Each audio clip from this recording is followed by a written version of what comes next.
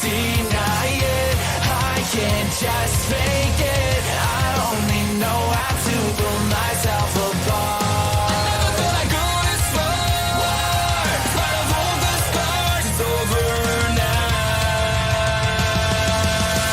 Run away, out of time. Find a place where I can never hide. I let it burn down. Or even try. Let it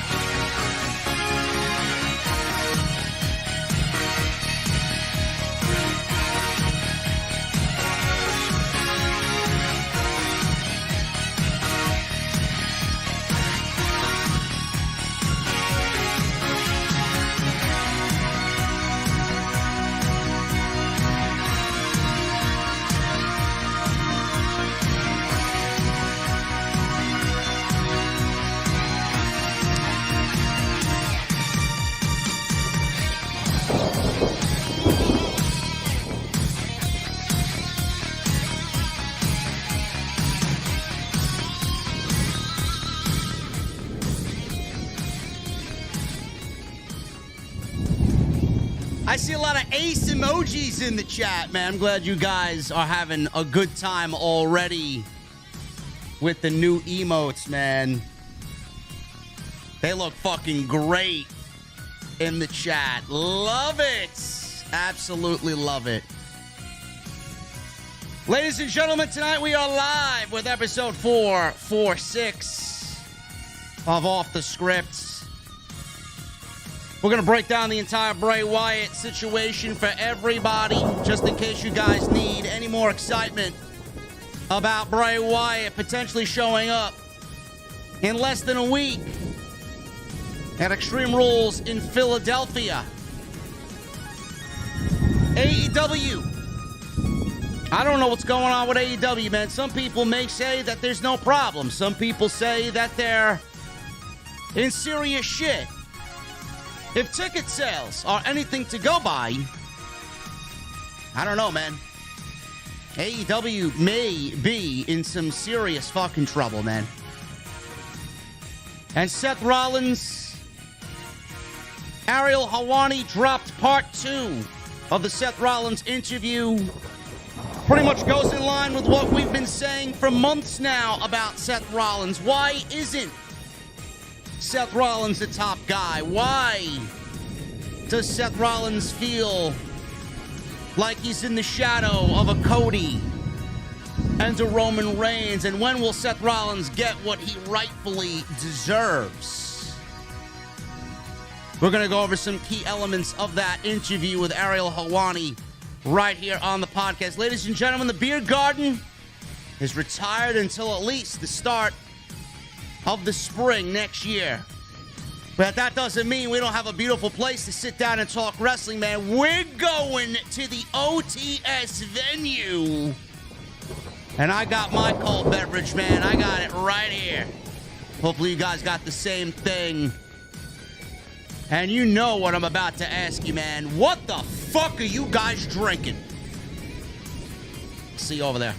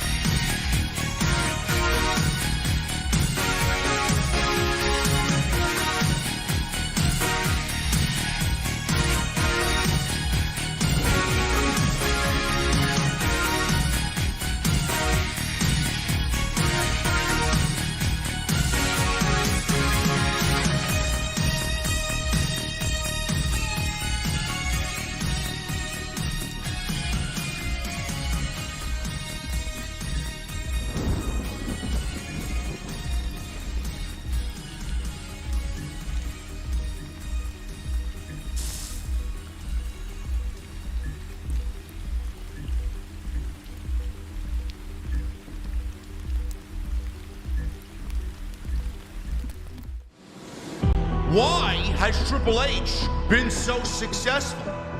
Why is Triple H running WWE better than Vince McMahon and Bruce Pritchard on Monday and Friday night? Long-term booking.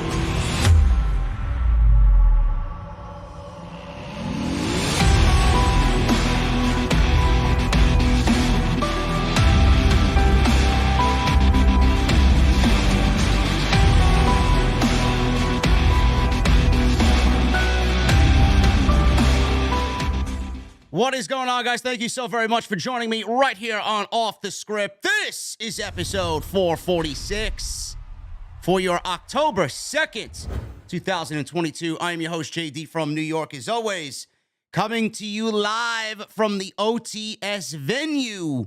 Thank you guys so very much for joining me on your Sunday evenings, wherever you may be, man. We're back where we got this all started, man. The OTS venue, nothing's really drastically changed. Nothing has been done. Nothing's been reworked in regards to the original place, the original venue. But I will be working on something very, very soon, man. I want to get a little bit more as far as interactive elements to the overall show. I want to have it really get to a point where, and again, you know, a lot of people say I bit his style, but I mean, nobody's really doing this style in the wrestling community. So if I found him to be an influence, I don't really understand what the problem is. And to be quite honest with you, the people that reached out to me to do the work for this channel, they worked with him in the past. So that's why it looks very similar. You know, a lot of the influence comes from Dr. Disrespect. And I want to really take the live stream element of what I do to the next level. And I want to really make it a live stream, just someplace where people want to come, you know? So that's what I'm working on. We got the beer garden and we got the venue, and these are going to be the two mainstays. I want to add all other elements to the beer garden. I want to add other elements to the OTS venue. I want to add maybe, you know, places that you'd love to see me in during the show, whether it's down in the basement where the beer is brewed, or in an actual VIP room, you know, where we could sit down and go over super chats at the end of the show, or, you know, somewhere outside, you know, to kind of break up the monotony of the actual review. Sit here, you go through the entire show, you go through the super chats, and then, you know, we say our goodbyes. But I want to really take it to the next level. But I appreciate everybody that loves what we're doing here, man. There really is nobody that looks and sounds as good as we do in the community, and I take great pride in that. And believe me, man, we're going to be building upon that. And I thank you guys for all the support, really. We got a lot to get into tonight, man. We got a lot to get into. We're going to talk about Bray Wyatt. We're going to talk about I cut myself. So if you guys see me reach over for my napkin here, I cut myself. We're going to talk about Bray Wyatt. We're going to talk about Seth Rollins, this second, which I have not watched yet. I will save it for the end of the night, man. I want to watch it and relax on the couch after the stream is over. Half an hour with Ariel Helwani. We're going to go over Seth Rollins and what he said about, you know, certain things in the WWE and why they are as they are in relations to him. So we're going to talk about that. We're going to talk about AEW's putrid ticket sales as of late and what Tony Khan really needs to do to get AEW back to where they were before Triple H took over. It's a very different thing now. You know, the landscape has obviously changed, and things are not going to be the same for AEW, and it's really going to show, you know, who Tony Khan is as a leader. It's going to show who he is as a leader. It's going to show what AEW is made of, and we are going to go over all that tonight on the podcast, man. But listen, I appreciate you guys joining me. People are still coming on in here. I know it's a big night. I appreciate you spending your night with me. I know the Braves are playing the Mets. I know there's Sunday Night Football on, so... And yes, I should be watching the Braves and Mets game because this is probably the most important game of the entire year. And it would really be great if the Braves win it, but right now they're behind 3-1. But I thank you guys for joining me on tonight's show, man. Follow me on social media at JD from NY206. That's Twitter, Instagram, TikTok, and Cameo. Links for all my social media are down below in the description of this very video, so make sure you guys go check that out. Make sure you guys hit that thumbs up, man. I see 421 likes. We got nearing 1,500 already in the live stream chat. I need 1,000 minimum. I need 1,000 minimum on the live stream, so make sure you guys go and hit that thumbs up. Also, I'm going to need you guys to hit that subscribe button, turn on the bell for notifications, and super chats are open. Not only are super chats open, man, we are accepting applications from all over, man. I want to see those memberships bigger than ever. We got these new emotes, which you guys can see right here. Look at that, man. You guys got all access to that tonight, and it's great. You got the the Raquel one, but it could be used for anything. You can find something funny in the chat or something funny that I say, man. You got the you got the Get 'em Out, which is not going to be used tonight, but you guys can use it whenever you want. But, you know, there's not going to be any trolls tonight because it's members only. We got the LTB. the long-term booking one. We got the Rock On one for when you guys hear a great song that you like, whether it's On Lap or Pilot. We got the Taco Tuesday. We're definitely gimmick infringing there on Jesse. Ace, because I'm the New York Ace. Some people were very confused about why there's an Ace one. JD McDonough, the fake JD, by the way, on NXT, calls himself the Irish Ace. Motherfucker, I'm the New York Ace, and I'm the real JD. And we got the benched emoji for geeks in the chat when they want to cause shit. You got the bench emoji, so all my mods are going to have fun with the bench emoji. And then 2 new badges, man. 36 month, you got the JD title belt there. And then the 48 months, man, you got that beautiful Mustang badge for 48 months as a channel member, man. That is going to be awesome. So make sure you guys hit that join button. All of those can now, right away, be yours on top of all the old emotes. So I appreciate you guys for supporting the channel via channel memberships, man. It helps me out tremendously. I got breaking news. And I hope this is a huge AEW Dynamite review on Wednesday. Jesse has informed me that he will be back on Wednesday night. So if you guys missed the dynamic duo, the Batman and the Robin of the IWC, Jesse will be back on the AEW Dynamite review on Wednesday's Dynamite. So make sure you guys set your clocks, set your calendars, set your notifications. Jesse is going to be back on Wednesday's show, man. I'm looking forward to it. I missed him. Not that I can't handle it myself. I mean, give me a break. But we missed him. You guys missed him. He's doing good. And he's got one last procedure to do on Tuesday. So he will be back on Tuesday. And Wednesday, I think he's going to be doing a dark stream as well, just to test the waters. But he will definitely be with me on Wednesday. So make sure you guys set your notifications for that. And we can definitely use the Taco Tuesday for Jesse when he gets back into the OTS venue. And tonight's show, man. Tonight's show sponsored by Audible. We're going light tonight. audibletrial.com. Make sure you guys use that link, man. audibletrial.com/scripts. 30 days free of their service and 1 free audiobook of your choice. Make sure you guys go and get that free audiobook on me, courtesy of the podcast. That's audibletrial.com/script. And I appreciate you guys taking care of me when it comes to the sponsors as well of Off the Script. All right, man, let's get into the news. It's been a long week. It's been a tough week. Let's get into the news here. We're going to start off at the top. We're going to start off with the Bray Wyatt situation. And things are now getting a little interesting. They were interesting at the start of this, but it's definitely a lot more interesting in regards to Bray Wyatt.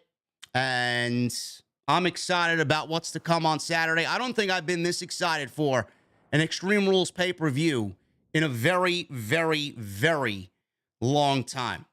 The viral campaign for Bray Wyatt has been a thing on WWE television, and the news this week says that the planned reveal should be, by all accounts, if everything goes right, should be at Extreme Rules on Saturday night. When, I don't know. Where, I don't know. But I would assume it would be the last thing on the show, whether that is Karrion Kross versus Drew McIntyre, Seth Rollins versus Matt Riddle in the Fight Pit match. We don't know what the main event's going to be, but I would assume it would happen at the end of the show. And it's great. Extreme Rules is actually taking place with only 2 championship matches. There's no U.S. title matches, no tag team title matches, there's no world championship matches, there's no intercontinental championship matches. It's basically just the 2 women's championships. And then we are getting stipulation matches out the ass on Saturday night, which should be a really, really fun show. So Extreme Rules is going to be the date, and Bray Wyatt, whether or not he's going to be there in person, we don't know. Fightful is reporting that the belief within WWE is that the White Rabbit is indeed for Bray Wyatt. Also, the reveal is supposed to happen at next Saturday's Extreme Rules pay-per-view. Fightful also learned that WWE Creative has been largely hands-off with the segments. Now, they've been hands-off. WWE Creative, I don't know what that means or what that entails. So who's in charge of all of this? Is this strictly coming from Wyndham and his camp? WWE clearly knows what's going on, but how much of this is Bray if WWE is largely hands-off with all the segments? And most everyone we talk to backstage, says Feifel, aren't sure of the small details that were involved throughout this viral campaign. WWE higher-ups clearly are aware of the plans and how things will work moving forward. Those in the know claim that the Extreme Rules pay-per-view was supposed to be the reveal of the White Rabbit. We were not told that the person portraying would be there physically or not, says Sapp. Fans have noticed hints by WWE about Wyatt popping up at Extreme Rules already, as some of the match graphics for the pay-per-view have lanterns hanging about in the background, along with fireflies and other objects used in the Wyatt family or the Fiend universe. So this is going to be a very interesting situation come Extreme Rules, and something that's got the fans already buzzing. Now, all the clues. I've been very focused on all the clues, man. I think it's great. Now, we know it's Wyatt. I mean, all clues are leading to Wyatt. So let's start from the top, man. If you guys don't know what's going on, if you guys want a refresh or a crash course in this viral campaign that is the potential return of Bray Wyatt. On July 4th, Bray tweeted asking if someone knew anything about South Arkansas and if anyone local could navigate to Devil's Hole. Info found was a page in regards to Devil's Hole on undergroundozarks.com, and the page form had an admin by the name of the White Rabbit, which started all of this off. In the first QR code, we can see that the White Rabbit jumps to select letters while playing a game of Hangman. The first 5 letters that the rabbit jumped to spelled the word demon, D-E-M-O-N. This could be in reference to the Devil's Hole that I just mentioned in the first clue, or this could be reference to Bray Wyatt, who was the demon, the Fiend, right, for his alter ego coming out of the Firefly Funhouse. The question in the first QR code during the Hangman game that the White Rabbit was playing was, who killed the world? The answer to this was, you did.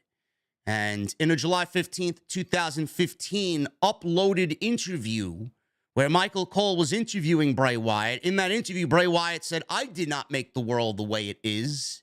You did. So clearly already we know this is all for Bray Wyatt, but WWE went on and on and on, all these different clues and things to figure out.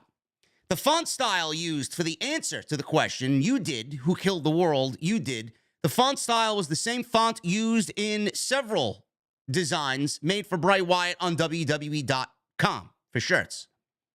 The White Rabbit was being played for the live audience. That's what people really picked up on first. In the arena, when the White Rabbit by Jefferson Airplane was playing, the arena went dark, had red lighting, and we got people throwing up their cell phones, very reminiscent of what they did during the Wyatt family entrance. Fireflies is what they resembled. In Bray's Twitter bio, it says, he who opens the door below, matching the rabbit hole that leads down below, Devil's Hole. Bray's Instagram picture has the same checkered pattern as the video from the QR codes that we've seen up until this point. It's upside down as it is in the film Alice in Wonderland, as Alice is falling. And there is a lot of Alice in Wonderland references to Bray Wyatt, a lot of imagery from Alice in Wonderland, which I'll get to in a second. In the poster for Extreme Rules, it shows a lantern surrounded by fireflies, very popular with the entrance to Bray Wyatt. In an episode of, and this is funny, with the Extreme Rules graphics, with the lantern and the fireflies shown in the graphics, I honestly thought that this was old assets.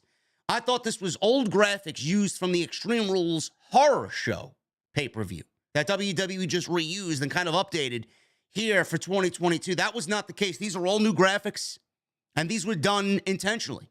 These clues were left intentionally in the Extreme Rules graphics. Now, not all of the graphics had these lanterns and fireflies.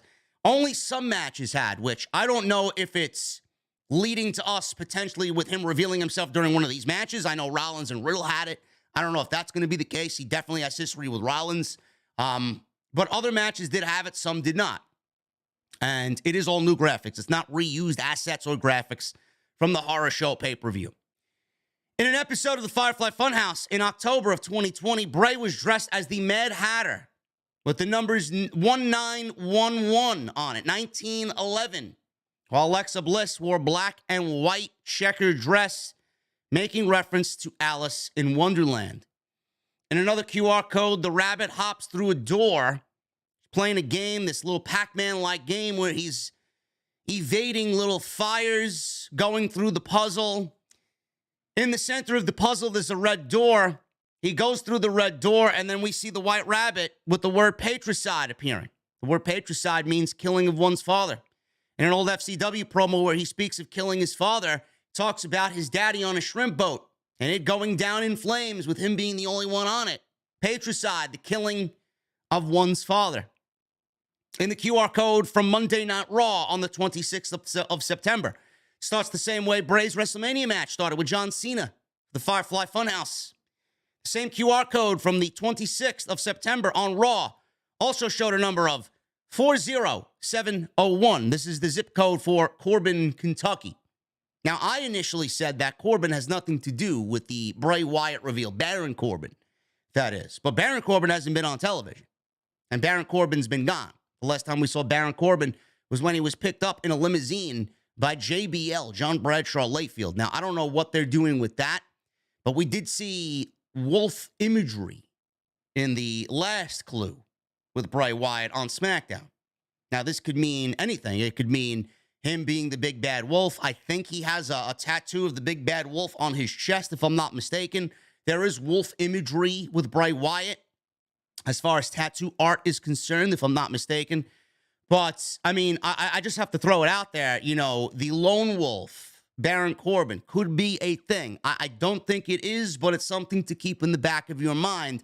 And the fact that we got Corbin, Kentucky could also mean Baron Corbin is somehow involved in this. Maybe he's a part of the rumored Wyatt Six. I know Bray's not coming alone.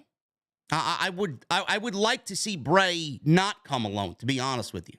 I would hope that he's with others. And this is a gathering of talent that is going to be reminiscent of the Wyatt family or something along those lines. When you Google this zip code of 40701, it shows hotels there. And one of the hotels is the Baymont by Wyndham, like his real name, Wyndham. Now, the Wyndham Hotels is spelled Wyndham. That's not the way Wyndham Rotunda spells his name. Wyndham spells his name Windham. Also, Corbin, Kentucky has a record shop named White Rabbit Records, which I'll get to in a second. This is also the location back in January 2020 where The Fiend beat The Miz to defend the Universal Championship. On YouTube, there is a YouTube account called White Rabbit Records located in Corbin, Kentucky. And that YouTube account is 15 years old. So when you go to this account, it has the music video of Jefferson Airplane, White Rabbit, which was uploaded 15 years ago. This week, there was a second video that was posted to the account with the number 04062, which is the zip code to Windham, Maine. And Windham, Maine is spelled Windham. Windham, Maine. Windham is the real name of Bray Wyatt. On September 30, SmackDown, we got another QR code that leads to a WWE webpage located at www.wwe.com/1911. The numbers at the end of the URL, 1911, like I mentioned, were also on a Firefly Funhouse episode. That Funhouse episode, I know you guys remember, where Bray was dressed as the Mad Hatter from Alice in Wonderland. The numbers on his hat were 1911. On the bottom right of the QR video, you could see a tiny white rabbit. This is from Friday. In the file name for the White Rabbit, there is a hidden phone number which you can actually call. 855-489-5099. When you call this phone number, it leads to a demonic voice which can be heard in backwards speech, and it's all decoded. And if played backwards, you can hear the message correctly. At the end, the words, "I am the way into the city of woe." Bray used the same words in a promo once.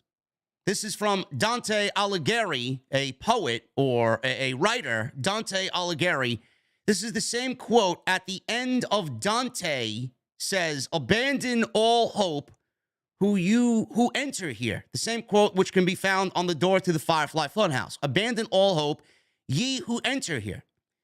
And during a segment on SmackDown, while the announcers were talking, a guy, you saw him, they didn't make mention of him whatsoever.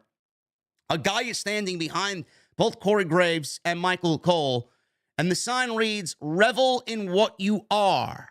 Bray quoted this in a tweet back on October 27th, 2019. So all of this is leading to Bray Wyatt. I mean, if it doesn't lead to Bray Wyatt, it's going to be one hell of a complete fucking disappointment. It's going to be one huge disappointment. Now, the only thing that we need is him to come back. That's it. It's not a matter of if, definitely a matter of when. Is he coming alone? There are theories out there claiming that he's coming with Karrion Kross. One of the QR codes that we saw on SmackDown actually happened during a Karrion Kross vignette promo on SmackDown where he was talking about his strap match with Drew McIntyre. Quite the choice there when everybody's already claiming that Karrion Kross could be the White Rabbit.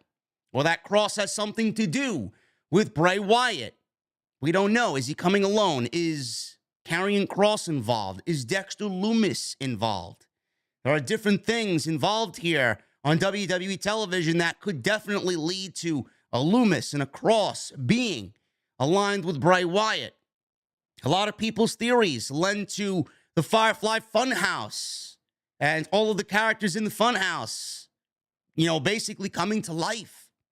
Karrion Kross could be the White Rabbit, and Dexter Lumis could be Mercy the Buzzard.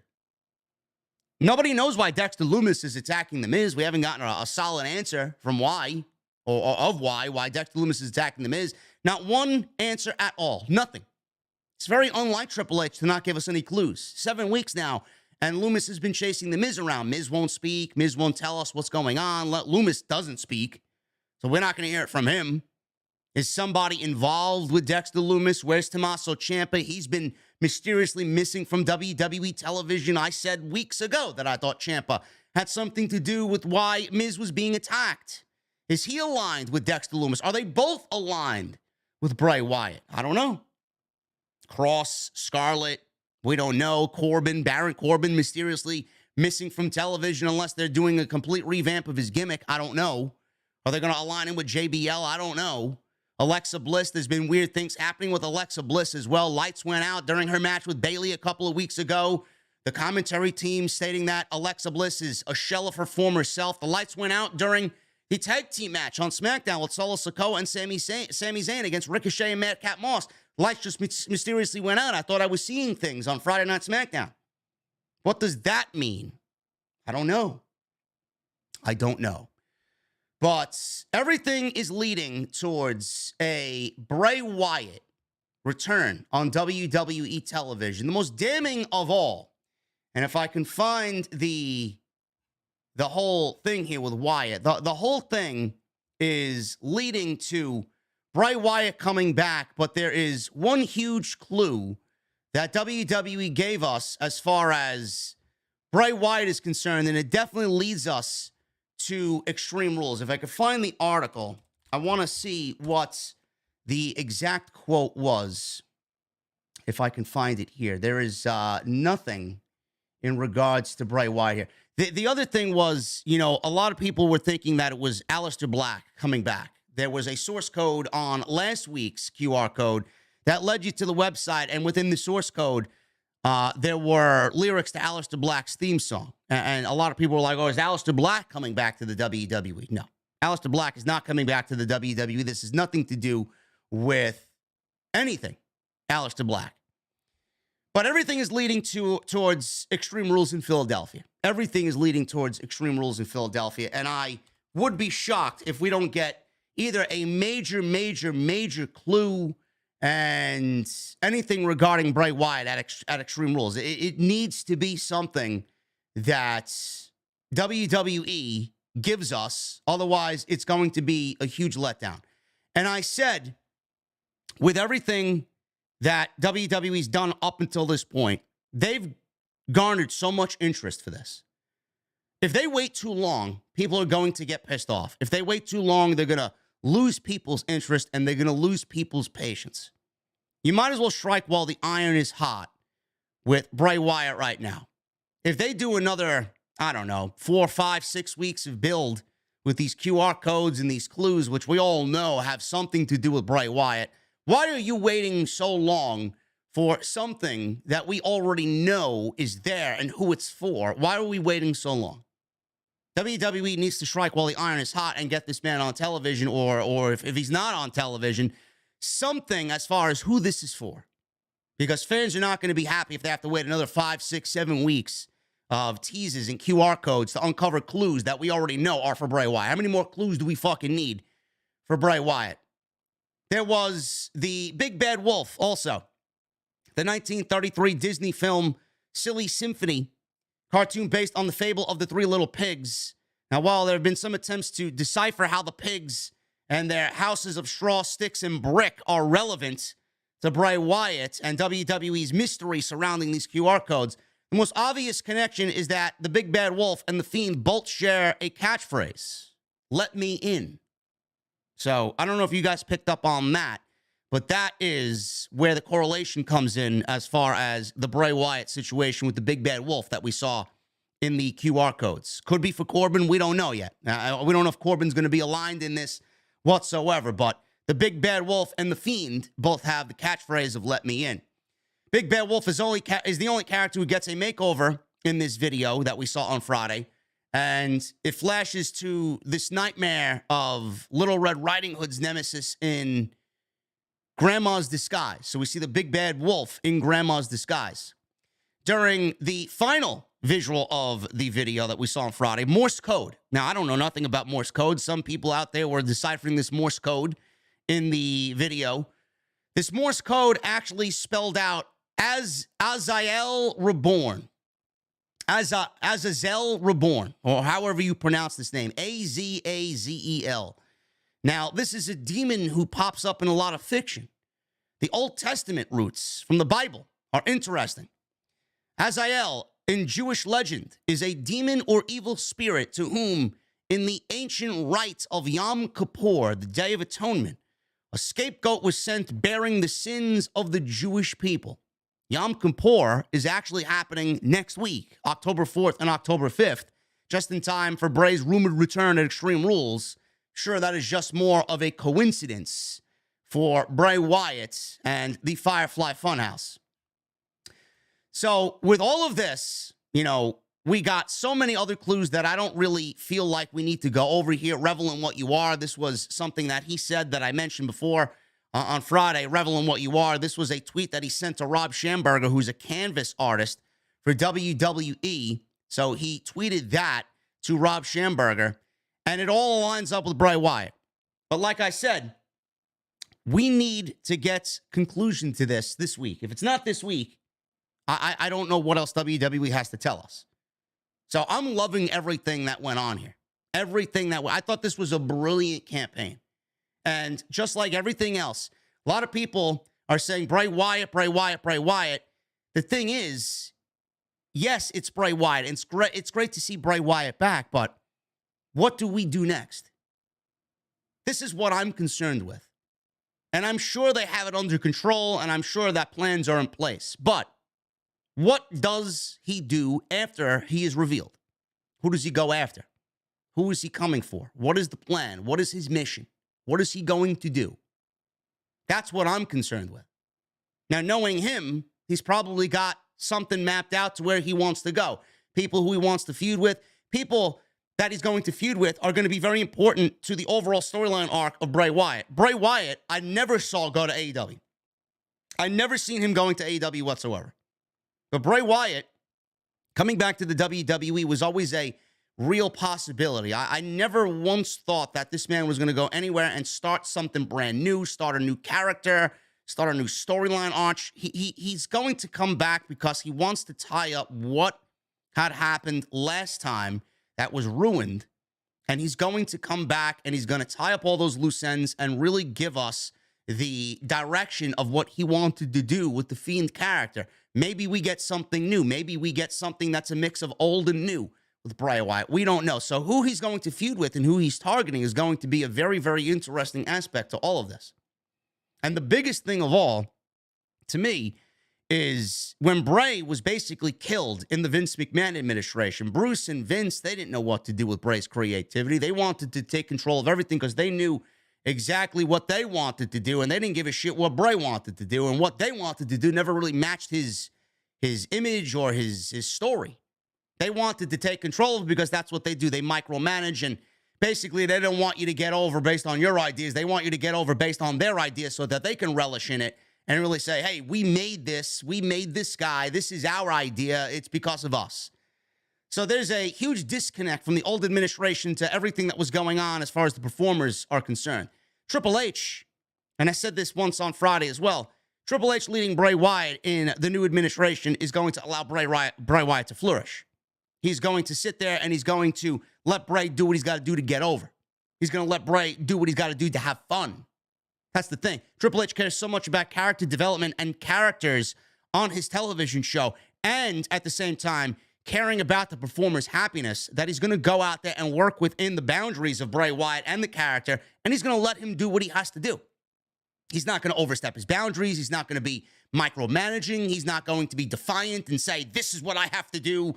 You know, this is what you need to do. This is the only way, this way or the highway. No, it's not going to be that at all with Bray Wyatt. It's going to be a very interesting thing to see and watch how it plays out on television, because we've never seen Bray be given a full creative mode to do what he wants to do. I'm not saying he's going to have 100% complete control over his character, because nobody does at the end of the day but Roman Reigns or Brock Lesnar, right? But Bray, to have him have at least half of creative control about what he wants to do, as long as it's okayed by Triple H and management, it's going to be a very different Bray Wyatt that we see. This may be the best Bray Wyatt that we get in WWE television, and that's the most exciting part to me. That's the most interesting aspect of all of this, and the part that I'm looking forward to most. So we will see what happens with the Bray Wyatt situation, and it's going to be something that we're going to keep a very close eye on, because we have Monday Night Raw coming up. We got another set of clues, I'm sure, on Monday. We got Friday, which is going to be another set of clues. And then Fridays may be the biggest day of all for the clue on Friday, because it's the go-home show. It's the season premiere of SmackDown. Keep in mind. So we may get the most blatant of all the clues so far on Friday. Then we get to Philadelphia in Extreme Rules. And that's where we may see the entire thing unveiled. So it's going to be a very, very interesting week, because this is going to be even hotter than it is now on Monday, and then again on Friday, and then on Saturday. It's going to be everything that, it's going to be the one thing people are going to be talking about the most. So I'm excited to see how it plays out. And Bray Wyatt back on WWE television, something that I have been excited for a very, very long time, because he is definitely one of the guys that I look to as a future piece of the company and never should have been fired in the first place. There's a lot of concern. Speaking of Bray Wyatt, last time he saw himself on television was in a feud with Randy Orton. Randy Orton right now, there's a lot of concern with Randy Orton and his back injury and the severity of it in WWE. His last match happened on May 20th. This was an episode of SmackDown where RK Bro dropped the Raw Tag Team titles to the Usos in a unification match. Post-match, Orton was laid out by the Bloodline to write him off television. It was later reported that Orton was dealing with a serious back injury and that WWE feared this would cause him to go under the knife and get surgery, but likely be out of action for the rest of the year if he did go get surgery. In the latest edition of the Wrestling Observer, Dave Meltzer reported that there's a lot of concern regarding Orton's back injury and its severity. It's unclear what the exact injury is and whether Orton has undergone surgery or not. Nobody knows. It's none of our business. He's been within the company since 2001, and after being put in Evolution, WWE's used him as a top star for the last 20 years. Orton previously talked about as well teaming with Matt Riddle, saying that RK Bro reignited his passion for the wrestling business. I said this in my extra during the week when we talked about this news as it broke during the day. I went on YouTube and I made a video on it, and I talked about Orton and the need for Randy Orton on WWE television. Does WWE need Randy Orton back on television right now? The answer is no. The whole landscape of WWE is changed right now. Triple H has taken over. We've seen Dexter Lumis come back. We've seen Karrion Kross come back. We've seen Hit Row come back. We're getting LA Knight back on television, away from that putrid Maximum Male Models garbage. We've seen Candice LeRae come back. We've seen the emergence of Tommaso Ciampa. Johnny Gargano came back. We've seen, countless others come back. And there will be more comebacks and there will be more returns in the WWE. But do they need Randy Orton right now? The answer is no. This is a different time and a different place and a different leader. Vince McMahon needed Randy Orton to be back on television, not Triple H. When you had Cody Rhodes go down with injury and he was wrestling Seth Rollins with a torn pec inside Hell in a Cell, and then he went out, and we don't know when he's coming back. I would assume he'd be ready to go by the Royal Rumble. But when Cody Rhodes went out with injury, it was in a time when Randy Orton basically was taken off of television in May. When you lose Randy Orton and Cody Rhodes basically within weeks of each other, that's a big fucking deal. That's a loss that Vince McMahon would have been able to come back from, because he was incapable. He was incompetent. He did not know how to build new stars at all. He did what he wanted to do. He wanted to give you the same shit every fucking week. He was suffering from Alzheimer's or whatever the fuck his case was. He did not know what to do. Triple H, he doesn't need Randy Orton back on television. Randy Orton can stay out for as long as he needs to get better. If we don't get Randy Orton back on television, I'm not going to lose sleep. Would he fit back on WWE television with War Games coming up against the Bloodline? Of course he'd fit on Team Whoever against the Bloodline. Maybe he's a part of the Bray Wyatt situation. We don't fucking know. Maybe he's ready to come back and all of this is a red herring. Why would the WWE give information on Randy Orton? Oh yeah, he's coming back soon. They want you to not know. They want you to keep guessing. Yeah, don't worry about Orton. We're worried about the severity of his injury. 1 week you heard he didn't need surgery. Now we're worried about the severity of his injury. Is Randy Orton involved with Bray Wyatt? Who the fuck knows? We don't know. But if he comes back to WWE television, he's got a nice placement in the Bloodline if they want him. War Games against the Bloodline. They put him out. Makes sense. Put him on the team, whoever's opposing the Bloodline. But if they keep him out, I'm not going to be needing Randy Orton back on my television anytime soon. We got so much shit going on right now to keep our interests at bay. Save Randy Orton for a Royal Rumble appearance. Make the Royal Rumble as big as you could possibly make it. WWE's got so much going on right now where they're taking care of for the rest of the year. We don't need Randy Orton back. Cody's set to come back during the Royal Rumble. Randy Orton set to come back for the Royal Rumble. We do not need to rush Randy Orton back to television because Randy Orton right now is not needed at all. If this was Vince McMahon, I'd be saying, shit, Cody Rhodes and Randy Orton out. I don't know how WWE is going to be able to put on good television with two top guys like that out and Roman on a part-time schedule. They would have really been floating up shit's creek. But this is not Vince McMahon. This is Triple H, and things have been a lot better since he took over.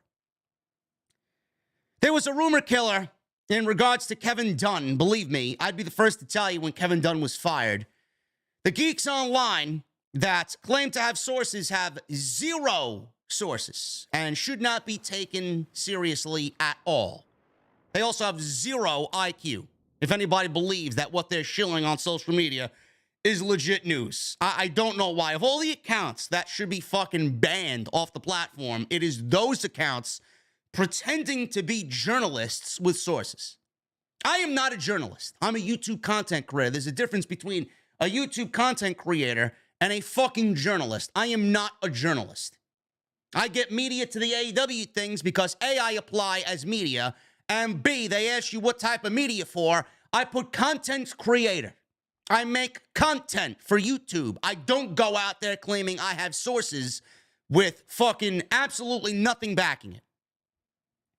So this account on Twitter, he who shall not be named, who has zero sources, said that Kevin Dunn was about to be fired from WWE, that Kevin Dunn is about to be let go. Rumors started going around that Dunn had departed the company, but Mike Johnson put an end to that, shot down those rumors. In a post earlier in the week, Johnson said, and I quote, Kevin Dunn's status is 100% unchanged with the company, and anyone who is claiming otherwise is 100,000% incorrect in their claims. Dunn has been with the company since 1984 and rose up the ranks, becoming executive producer and chief of global television distribution. He's been a producer for WWE since 1988. Some fans would have hoped to see Kevin Dunn replaced. After Vince McMahon's resignation as chairman and CEO, Stephanie McMahon was filled in. Everybody thought, yep, he's gone. Everybody hates his camera shaking and his camera cuts and this and that. They've been blaming Kevin Dunn for that over the last 10 to 15 years. Believe me, I hate it. I don't like it either. However, there are people in the company who are fine with this production style and believe that Kevin Dunn, when he leaves the company, nothing will really change as far as WWE production is concerned. And probably not. He's going to leave a lasting image forever in the WWE. That was his gig since 1988. It ain't going anywhere. WWE knows one way and one way only. And if Vince is out, I could absolutely see Vince McMahon telling the current administration, whatever you do, because I made a promise to him and his family that he'd have a job for life. Please, you can do whatever you got to do whatever you got to do on the show, but keep him in his current place because that's something that I do not want to go back on. Kevin Dunn may be there. You know, we talk about Vince McMahon dying in the chair. If Kevin Dunn is going to play ball with the new administration and really just keep to himself, I don't see him going anywhere anytime soon. Would I like to see him go? Yes, because when I think Kevin Dunn and see Kevin Dunn, you know, I think Vince McMahon, and we got to get rid of everything that was Vince McMahon because it just doesn't work now. But I could see Kevin Dunn. We talk about Vince McMahon dying in the chair. Thank God he's gone. I could see Kevin Dunn dying in the chair. I could see Kevin Dunn dying in that producer's chair, and that's the only way we'd see Kevin Dunn out of WWE. But listen, if I heard anything regarding that and Kevin Dunn being gone, I would have absolutely been on here like that, talking about, yep, goodbye, Kevin Dunn. And we'd have a nice Beaver tribute to Kevin Dunn. Please, do not believe the fucking geeks, and I'm sure the fat sweat hogs, the neckbeard fucking virgins online who have absolutely zero sources. And I'm sure they're watching. Get the fuck off social media. WWE title belts, they've been redesigned, they've been completed, and now we just wait. Over the last few weeks, WWE has had rumors go around on social media about Triple H making changes to numerous WWE title belts. At Belt Fan Dan previously reported that new designs for both the men's and women's tag team titles are currently being worked on. Dan noted the titles that have right now in production existing designs with black stripes, dual plates, and a big WWE logo in the middle of them.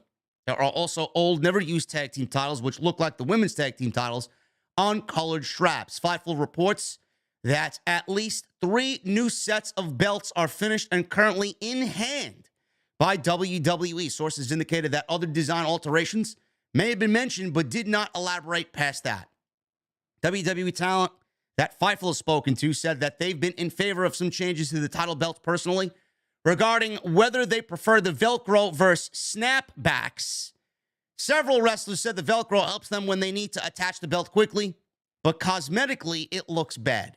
The report noted that there were already plans in motion to utilize some new designs before the WWE regime change, with Triple H replacing Vince McMahon as head of creative. And Triple H, you know, he is a lover of the old school. And I know he wants to do things that are very reminiscent of the old school, mix old with the new.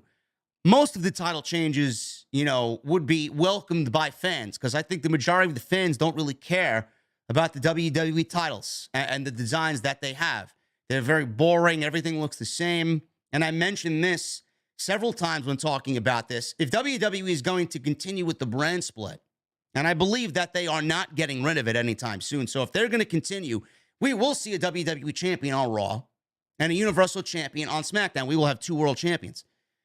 How do you feel if you're a world champion? I'm holding a WWE championship title, which is the standard bearer in the business, in the industry, the WWE championship, and the lineage that title has. You're holding that championship, and you look at the SmackDown champion, and he's basically the Universal champion, the same title design that I'm holding. What makes both champions stand out outside that they're on different brands? You got a fucking title that looks exactly like mine, but yours is blue and mine is black.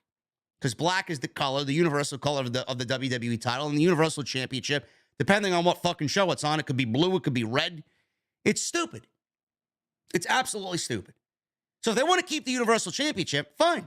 Keep the Universal Championship the way it is. If you want a WWE Championship, it should honestly look more like a WWE Championship. It should be a take on the old school winged eagle belt, where it still has that big WWE logo in the center, still, with that big noticeable WWE logo. You know how they love that branded logo up front and center so you know which championship belt you're wearing. That should be incorporated into a new design to give a new world championship, a new WWE championship, a feeling that it looks like a fucking WWE World Heavyweight Championship and not like the fucking Universal title. Same thing with the Intercontinental title. I don't know why they ever went away from the old classic Intercontinental title, unless there's some copyright reasons or trademark reasons where they can't use those old designs because they don't have that person, whoever made those championship belts, they don't have that guy working for them anymore, and they can't use that licensed merchandise, right? I don't know. But the Intercontinental title could definitely use a makeover. Make it more fall in line with what we used to see back in the 80s and the 90s. Tag team championships. I would love to see something that's multicolored, whether it's on the plating, on a black strap, signifying Raw and SmackDown, unified. Make it come off as if they are unified championships. Same thing with the women's tag team titles. The women's championships in WWE, I felt, could be unified as well. We don't need two women's championships. Everything looks the same. Everything looks the same. The United States Championship, probably, in my honest opinion, the best-looking WWE main roster championship. It just got a redesign not too long ago, but who knows? Maybe WWE goes and changes that back to something more old school as well. But there are three designs. What those designs are, I don't know. Tag team title, maybe the world title. I feel like the world title definitely should be the one thing that they change, but new title designs are coming. I want to look at somebody wear something that looks prestigious. I want to see something that looks prestigious so that when you watch it on television, you get a sense of, oh shit, this is a big-time champion. This is a big-time title fight. If all the championships look the same, I mean, it doesn't really give off a vibe or an aura of, hey, man, this is important, if all of them look the same. I remember watching this shit back when I was watching the Bret Harts and the Mr. Perfects and the Shawn Michaels and the Razor Ramones holding Intercontinental title. That shit glistening in the fucking arena spotlight. You want to basically reach through your television and fucking touch that thing. I want that. I want to be that. I want to hold it, right? I don't get that sense at all with any of these championships in WWE. That's something that's missing from the current product, and I hope that Triple H goes back to having the younger generation of this generation feel that same exact way that we felt back when we were watching it as children. That's what's missing. WWE is considering changing the day one WWE pay-per-view event. In the latest edition of the Wrestling Observer newsletter, Dave Meltzer reported that a decision will be made this week on whether or not they will change the date of the event. There is talk that the date may be changed. If the date is changed, then WWE will make an announcement next week. Either way, the venue will stay the same. Brock Lesnar is advertised for day one, the next date that WWE has him listed for. When is Lesnar coming back? Day one. It may be Saudi. We don't know. We don't know what WWE's got planned for Saudi. We don't know what they got planned for Crown Jewel or what the Prince wants. We may see Lesnar before day one, and we may see him in Crown Jewel in Saudi Arabia. There have been rumors that WWE is booked for Crown Jewel. Lesnar, as I just mentioned, booked for Crown Jewel in November. He's also advertised for the Royal Rumble in late January and obviously going into WrestleMania season. So we will be seeing Lesnar sooner rather than later. But the inaugural Day 1 show was held on January 1 this year in 2022. And the first show was billed as a premium live event instead of a pay-per-view event. This is the WWE way of saying, this is our show, this is premium live events, and Day 1 this year was the first event to really coin that name. It was headlined by Lesnar winning the WWE title in a fatal five-way with Seth Rollins, Kevin Owens, Bobby Lashley, and Big E, after his match with Roman Reigns was canceled due to Reigns missing the show because he tested positive for COVID-19 back in January. If they change the date, it's ridiculous. WWE is doing Day 1 this year, or in 2023, I should say, on January 1, 2023, which is a Sunday, right? But if they change the day of the event, it's not really day one. What is it going to be? It can't be day one if it's not happening on January 1. The whole concept of the fucking show is changing. So you might as well just change the name of the show as well. It can't be day one if it doesn't take place on January 1. That's the whole fucking thing about the show. So it's going to be very interesting to see what WWE is going to do as far as changing the date. Are they going to change the date and then keep the same name, which would sound ridiculous? Or are they going to change the date and change the name of the show? I don't know. WWE's got bigger problems to worry about, and they're worried about fucking day one. Switch gears to Monday Night Raw. Finn Balor. Finn Balor right now is a Triple H guy. We all knew that. Triple H loves Finn Balor, and there are significant plans in place for Finn Balor on Monday Night Raw. This was reported by WrestleVotes. They reported this week that WWE has significant plans in place for Finn Balor, although details were not provided. WrestleVotes says, and I quote, "I'm told that significant plans are lined up for Finn Balor in the future. I don't know exactly what those plans are, but he's a strong favorite of the new leadership group. Expect Finn to play a big role in the foreseeable future of WWE." While in NXT, for both of his runs, Balor was booked as a top guy by Triple H, who now oversees the main roster creative. Balor is slated to wrestle Edge in an I Quit match next Saturday at Extreme Rules from Philadelphia. I don't know how that's going to go. If they got big plans for him, it would really not look good for Balor to lose that match if they want to continue the Judgment Day versus Edge and whomever feud on Monday Night Raw. I Quit match. Can you see either Edge or Balor saying I quit? I don't know about that, man. I don't really know about that. I mentioned a couple of weeks ago that we may be looking at a Survivor Series match with several different people right now against Judgment Day. One of the iterations to that match that I had booked, fantasy booked, is Rhea Ripley on one side, obviously with Judgment Day, and then Beth Phoenix on the other for the baby faces.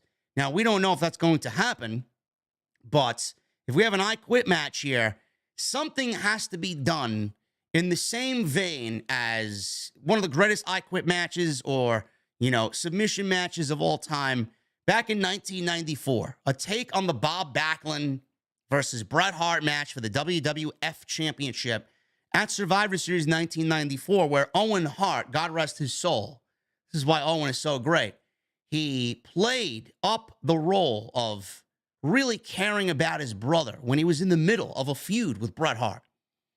Martha Hart and Stu Hart were sitting at ringside. He begged Martha to get over the barricade and throw the towel in to call the match over and give the WWF title to Bob Backlund because Bret Hart was stuck in Bob Backlund's chicken wing for about 14 minutes or however long it was. But Owen eventually convinced Martha to throw in the towel. Bob Backlund standing there looking at his hands like he didn't know what the fuck just happened. He just won the WWF Championship. Owen, he played up this sympathetic role, forced his mother to throw in the towel. Bret lost the championship. He takes the towel, he runs, he starts fucking laughing, and he played everybody for a fool. It was all a setup for Bret to lose the WWF Championship. That's what needs to happen here. I Quit match. Maybe Beth Phoenix gets involved and something happens to Beth Phoenix. Maybe Rhea Ripley. We haven't seen her get physical in some time. Maybe she does something to really fucking destroy Beth Phoenix, who's sitting at ringside during this match against Edge and Balor. And maybe at some point they do something so dastardly to Beth Phoenix that it causes Edge to say, you know what, I quit. Just for the sake of my wife and her safety and her health, I quit. I don't know. So we will see what happened with that. I'm interested to see how they play that up. But going back to Balor, Balor was booked as a top guy in NXT his first go. Then he got called to the main roster, and they thought of him as a fucking walking toothpaste ad. He was a toothpaste ad and a fucking underwear model all in one. That Kevin Dunn notorious crotch shot of Finn Balor every time he made his entrance. It was disgusting. It was ridiculous. They didn't really see anything in Finn Balor. They called him up to the blue brand after the draft a couple of years ago. They had big plans for him, and he got a big ovation. Then all of a sudden, those plans quickly went away because Vince ultimately got bored. Meanwhile, Triple H is letting Balor go out there and be himself. Balor is kind of taking on a life of his own with this Judgment Day shit. He's really kind of filling out that role nicely. Damian Priest is filling his role out nicely in Judgment Day. Rhea Ripley's fucking killing it in her role. He's allowing them to be. And they're not hampered down by fucking bullshit writing that clearly was Vince McMahon and Bruce Pritchard's, that they had to go out there and regurgitate, and it didn't sound genuine, and it didn't sound organic. Triple H is not doing that with Judgment Day. Judgment Day feels like a legit stable, whereas they felt like a legit joke under Vince McMahon. Balor is somebody that Triple H trusts. He's a veteran with veteran presence. You can put him in there against anybody, and you know you're going to get a great match. So Triple H obviously values Finn Balor. Whether or not that means championship gold somewhere down the line, that's a different story. But just like everybody else that we thought was unhappy and we seen not being used to their full potential. Oh, yeah, I can't wait for this person's contract. I can't wait for so-and-so's contract to come up. That talk is not happening anymore. That talk is happening on the AEW side of things for AEW talent to jump back ship to WWE. We're not hearing anybody, oh, I can't wait for this guy's contract to be up in WWE. Everybody that was, in that discussion was basically a Triple H guy that Vince McMahon basically fell out of love with and found boring or lost interest in. Now we're not mentioning any of that. Balor was a part of that discussion. That's not the case anymore. And I'm glad Balor is inevitably going to stay with the company. I think this is a great move. So we will see what happens. But apparently, significant plans in place for Finn Balor. Whether or not that means championships, like I said, or maybe adding another addition or two to Judgment Day and really giving them like a true group, stable type feel that dominates and takes over the show, and they're the number one attraction on the show. That remains to be seen. But we will see what happens. I got big hopes for what they got planned with Edge in Philadelphia. And then obviously he's feuding with AJ Styles, right? He's got this little thing going on with AJ Styles. Survivor Series should be very interesting for Judgment Day.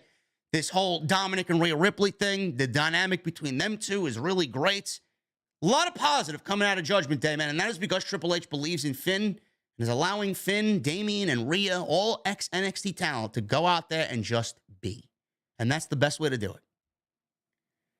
Speaking of NXT, Candice LeRae, Johnny Gargano, both back on WWE television, both on Monday Night Raw. Johnny Gargano and Candice LeRae are back. They are no longer free agents, and WWE sources say that they maintained a good relationship throughout their last year in NXT, as well as their time off. One WWE source said that Gargano remained on most in WWE's good side all the way through his contract expiring, not signing a new deal, and even through free agency. Fightful is reporting that they were told that he'd made it clear to WWE that he would like to return on his time frame, and they were happy to follow that. Several NXT sources said that Gargano handled his exit from the company with incredible professionalism, mentioning that he went out of his way to work with and get young talent like Austin Theory over and Indy Hartwell over, helping establish Dexter Lumis on NXT. It was well known within NXT that Gargano took his pride in what he did, especially since he knew he would be taking time off in December as far as a year ahead of his deal expiring. Fightful is told that Gargano and Candice LeRae were talking to the major companies. One would imagine AEW, maybe Impact Wrestling, we don't know. In the month prior to Johnny rejoining WWE, though we weren't given much context outside of that, Impact Wrestling didn't seem to be a serious consideration. When Vince McMahon lost power in the company, several within the company indicated to Fightful that they felt way more confident that Gargano would be heading back to the WWE and not joining All Elite Wrestling. They believe that Triple H being in power was a tipping point that accelerated the move for not only Johnny to make that decision, but also Candice LeRae. Several times, even before Triple H took power, there was interest in bringing Gargano to the main roster. Now, I don't know why they have, I don't know why they would have wanted Gargano on the main roster if Vince was still in charge. It may have been a thing as to, I don't want him to go to AEW. I don't want to lose another talent to AEW and blah, blah, blah. I don't know what the old administration would have done with Johnny Gargano. Believe it or not, to me, I think that's bullshit. I don't know why they would want him, because he may be hot for a month, 2 months, and then he'd get delegated to the fucking 24/7 title catering. He'd be chasing around the 24/7 title. He would have done absolutely nothing on the main roster with Vince McMahon in charge. Oh, he's too small. Oh, he doesn't look like a main event guy. Oh, this and that. He can't cut a promo and blah, blah, blah. He's boring. He's got no personality, blah, blah, blah. You would have never heard the end of it.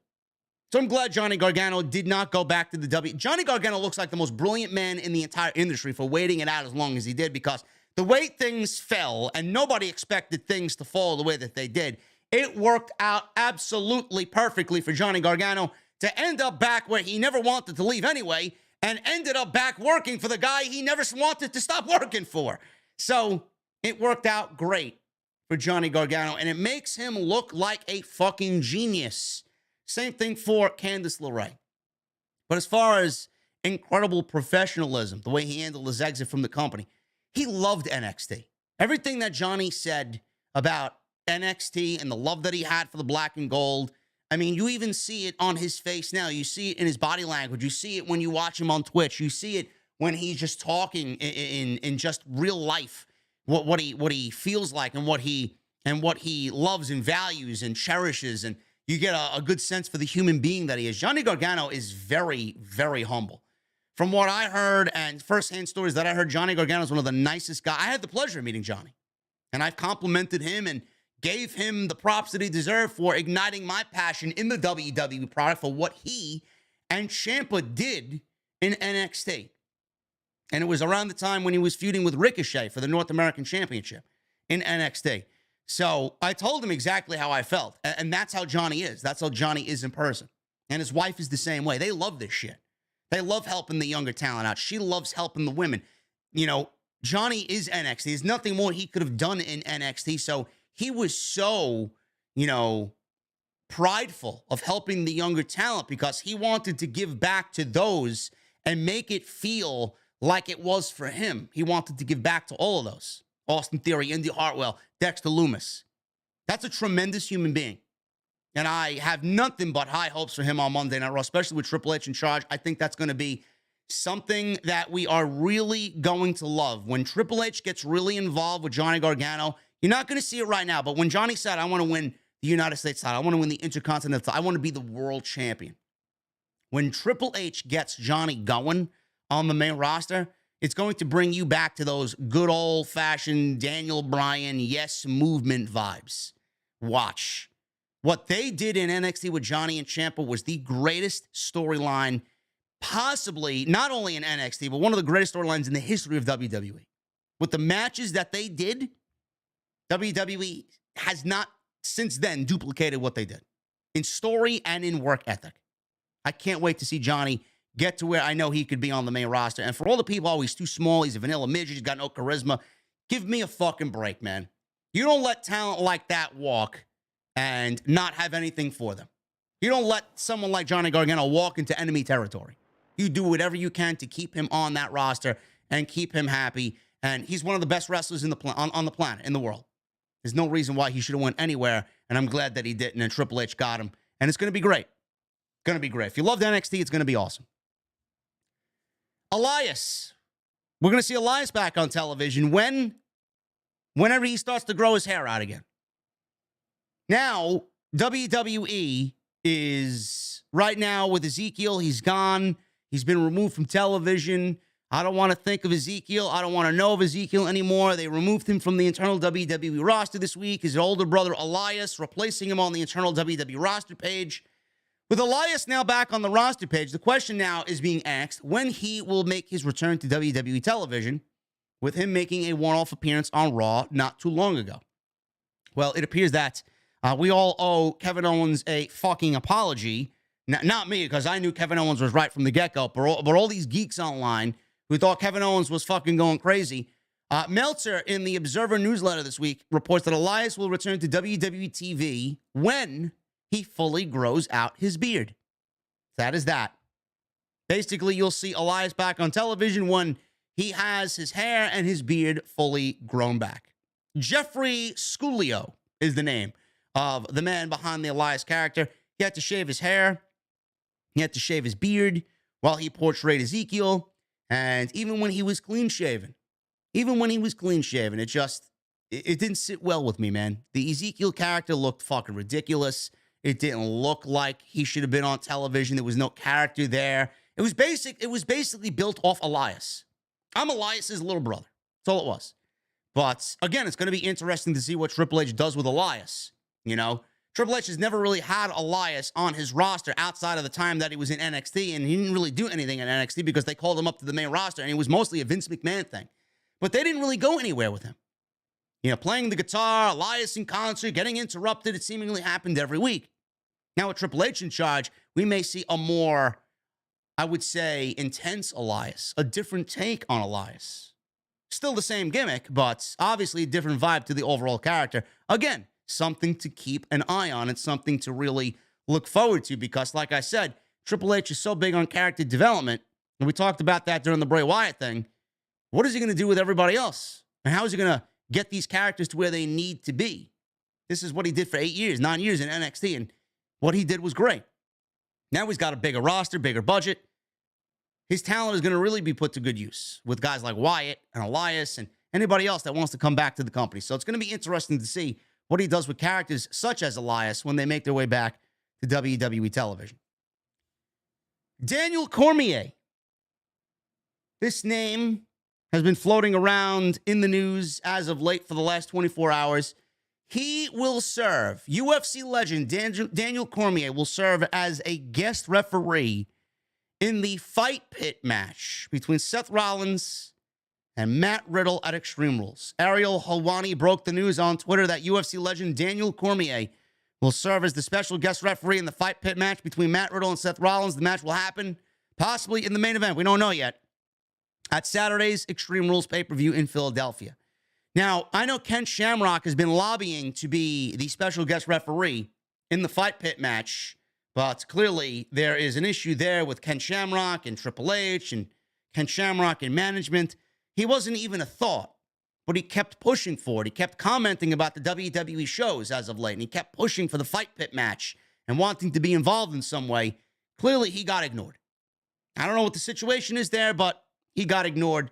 Clearly, they went with somebody who's also a fan of WWE, a fan of Seth Rollins, in Daniel Cormier. Cormier is a longtime WWE fan, and there have been rumors in recent years about him actually wrestling for the company or getting a role on the commentary team. I believe he was an analyst for UFC after his days in the cage were over. Extreme Rules will be the first time he's been advertised as part of a match, so this could clearly lead to something down the line for Daniel Cormier. He's a former UFC heavyweight and lightweight heavyweight champion, or light heavyweight champion, I should say, and considered to be one of the greatest MMA fighters of all time. He's also a UFC Hall of Famer. So he's a former UFC heavyweight champion and light heavyweight champion. And, you know, it would be funny if they bring Daniel Cormier to WWE TV and they would set him up with Brock Lesnar for a match at Crown Jewel. Now, we don't know if Brock Lesnar is going to be at Crown Jewel or not. I mean, I think Logan Paul should sell that event as, you know, whatever they want it to be over in Saudi Arabia. But imagine Brock Lesnar needs to be at Crown Jewel. Who do they put him against? Daniel Cormier may be, you know, a WWE superstar for at least one night in Saudi Arabia against Brock Lesnar. I hope to God not. I don't want to see that at all, especially if he doesn't have any in-ring training to be a pro wrestler, Daniel Cormier. We don't know if he has any in-ring training at all. Imagine that. Brock Lesnar versus Daniel Cormier at Crown Jewel in Saudi Arabia. No. I hope to God not. But, you know, the fact is that he's a UFC legend, right? And he knows the octagon better than anybody. And he's a badass motherfucker. It's going to be interesting to see him in there as a referee for that potential main event. You know, Ken Shamrock, you know, he was a special guest referee for the submission match between Bret Hart and Stone Cold Steve Austin at WrestleMania 13. And he wasn't really a factor in the match, but you sensed his presence there. You knew he was the fucking most dangerous man in the world, right? Ken Shamrock. I would love to see that happen with Daniel Cormier. I don't want him to be a focus of the match because of who he is. I want him to pretty much lay the ground rules and him lay down that he's the boss. Do not get out of line. I know this shit better than both of you guys, and I will, you know, assert my authority here in this match. I don't want to see him be the spotlight, but I do want to see him get involved in some way like Shamrock did in that match with Stone Cold and Bret Hart at WrestleMania 13. It was just so subtle. right? It was just very, very subtle in that match. He didn't really overstep his boundaries. I would like to see the same thing with Daniel Cormier in this fight pit match at Extreme Rules. Should be interesting. Seth Rollins. Speaking of Seth Rollins, he was interviewed by Daniel Cormier. Ariel Helwani. I'm getting my names mixed up. Seth Rollins was interviewed by Ariel Helwani, and he sat down with Seth in this interview, and this was part 2 of what had happened. Now, part 1 was actually uploaded to Ariel's channel on YouTube right before the Clash of the Castle pay-per-view.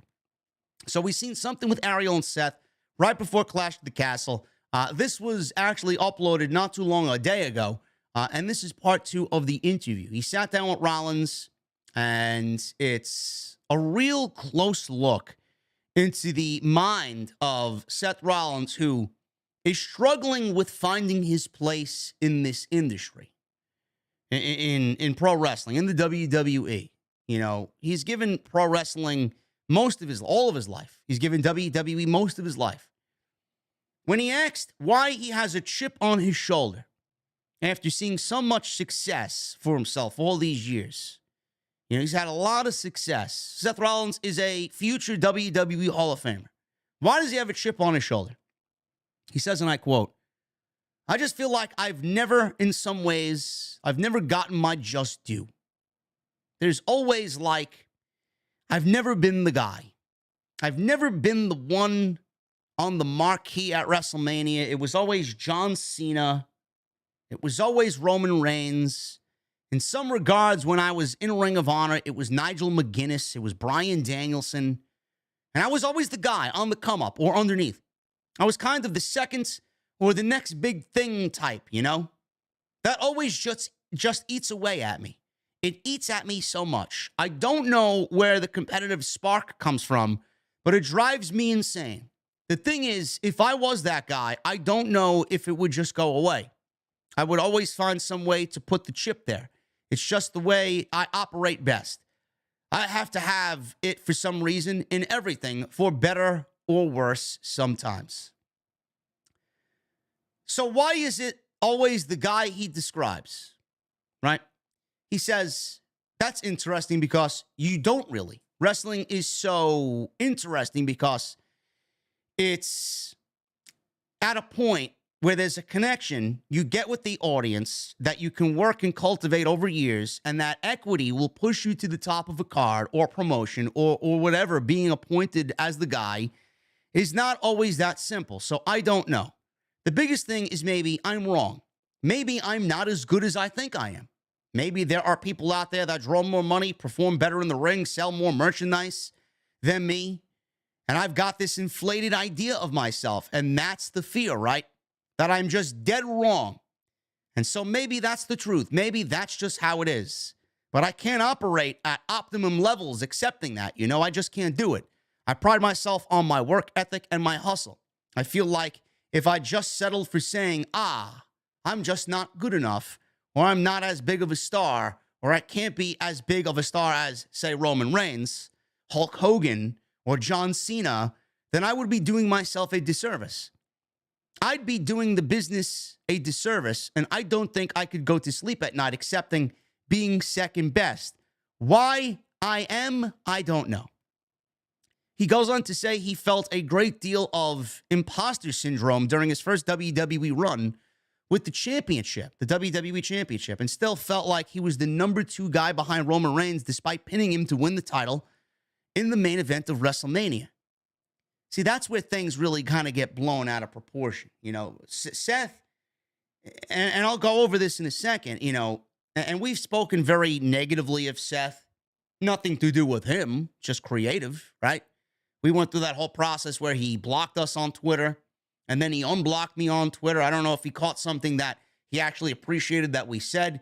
Now we speak highly of Seth Rollins, and it took all these years to really finally get him as a single to the point where we could legitimately say, this guy is the guy. He should be the guy to lead Monday Night Raw, and he's not that guy yet.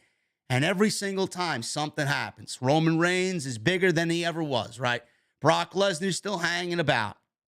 You got Cody Rhodes coming on in. He's the fucking conquering hero that everybody can't wait to see crowned the WWE champion because he's got to win it for Dusty. There's always something stopping Seth, and it's basically nothing to do with him, right?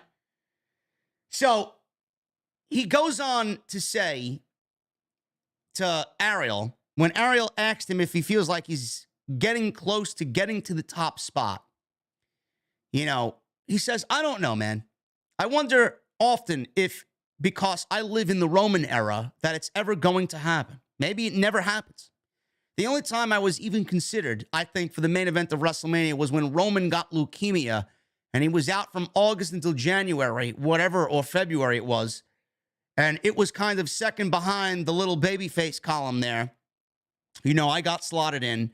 I feel like it's one of those things like the best I can hope for is to be the Edge to his Cena or the Savage to his Hogan.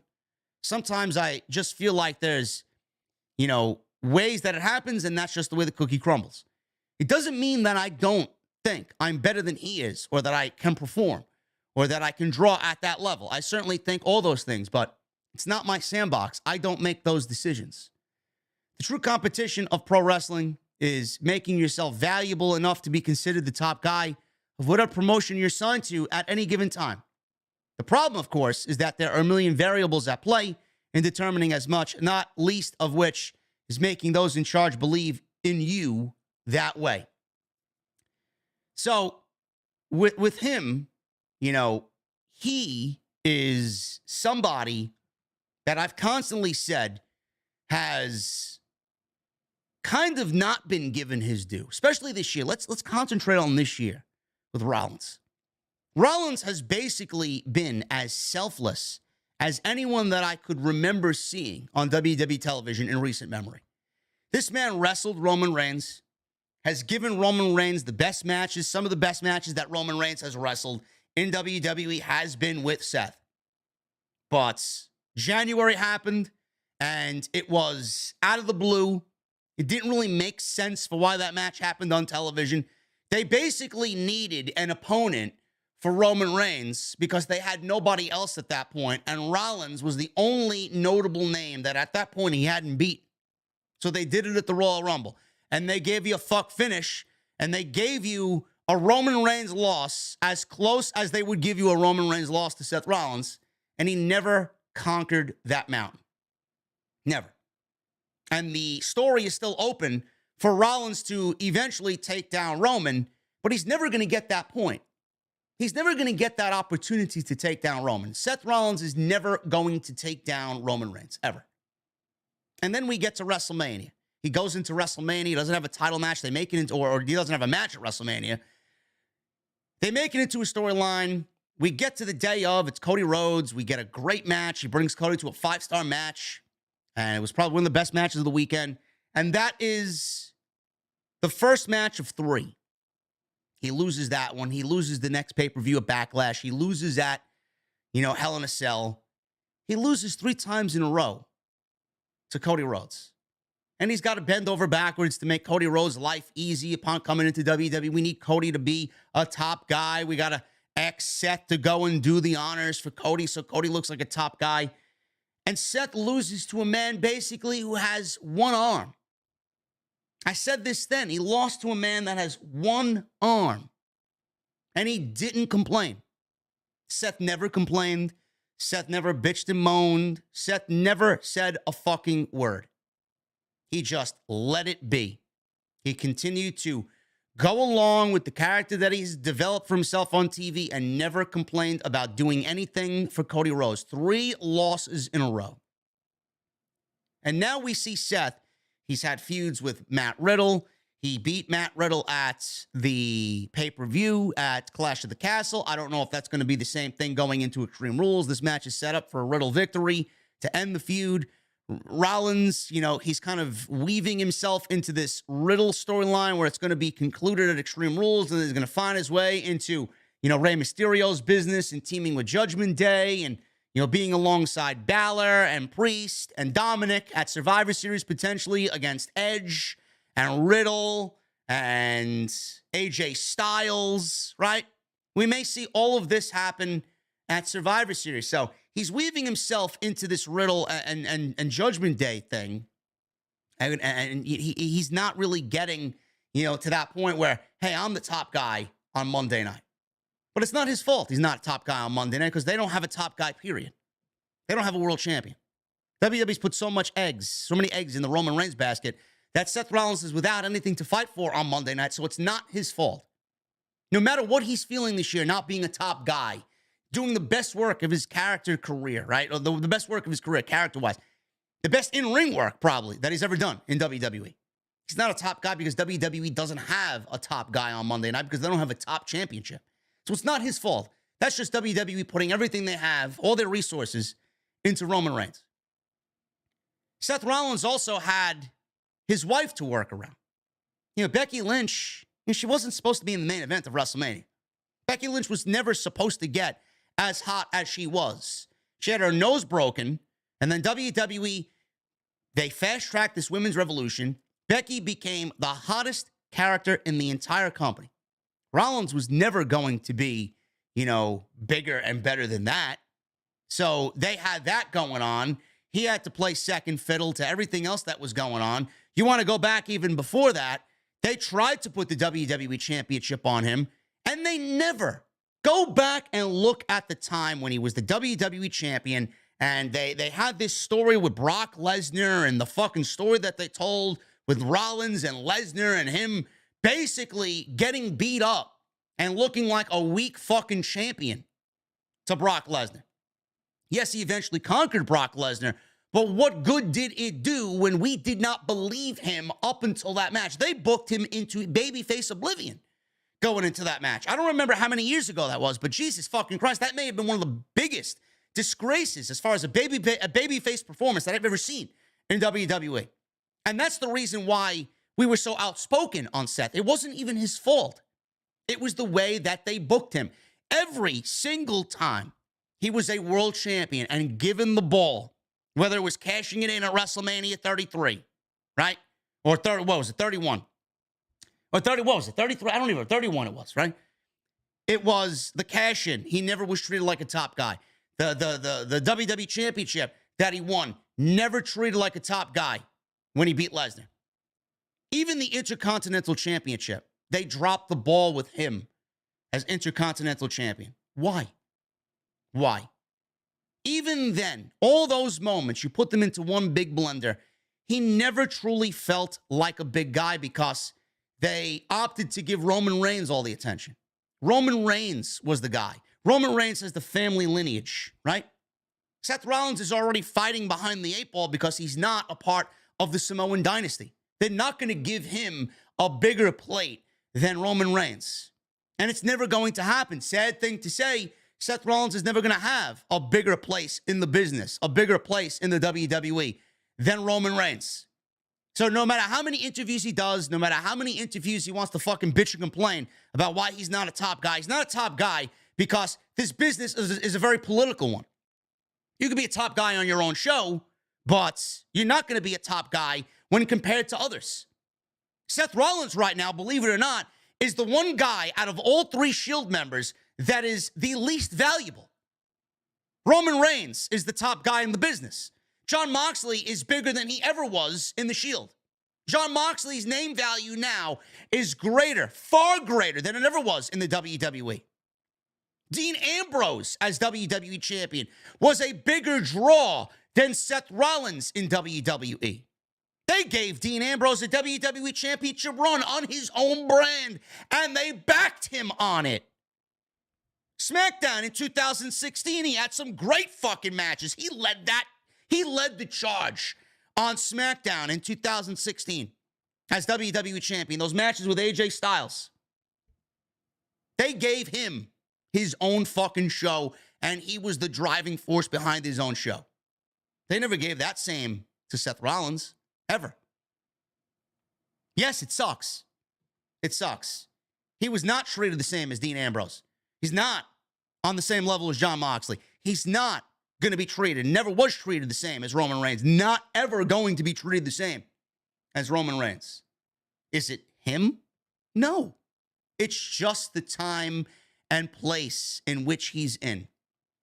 Seth is the stereotypical. Seth is the stereotypical pro wrestler who at some point in his career is going to say, enough is enough. I need to go somewhere to find that I truly can do it. I don't know why Seth is on Ariel Helwani's podcast complaining about these things that he cannot help. It does him no justice. It's not going to do him good. It's not him. He needs to basically go out there. He needs to do what Drew McIntyre did. He needs to go out there and do what a Drew McIntyre did, do what a Jon Moxley did, leave the nest and go find success somewhere else. Maybe he needs to go join an AEW and be a world champion, be that Tyler Black, build that stock, build that equity somewhere else, and make your own name.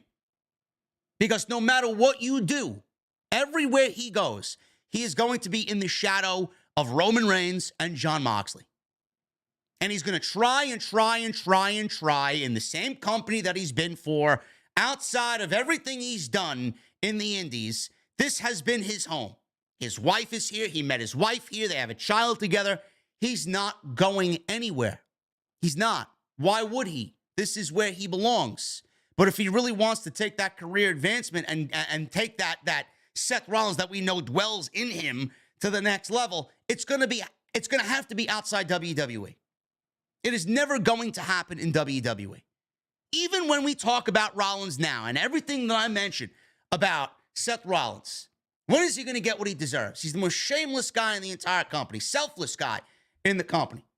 He's putting this guy over, that guy over, this guy over, that guy over. He's just doing everything he can for everybody else. But when is he going to get what he truly deserves?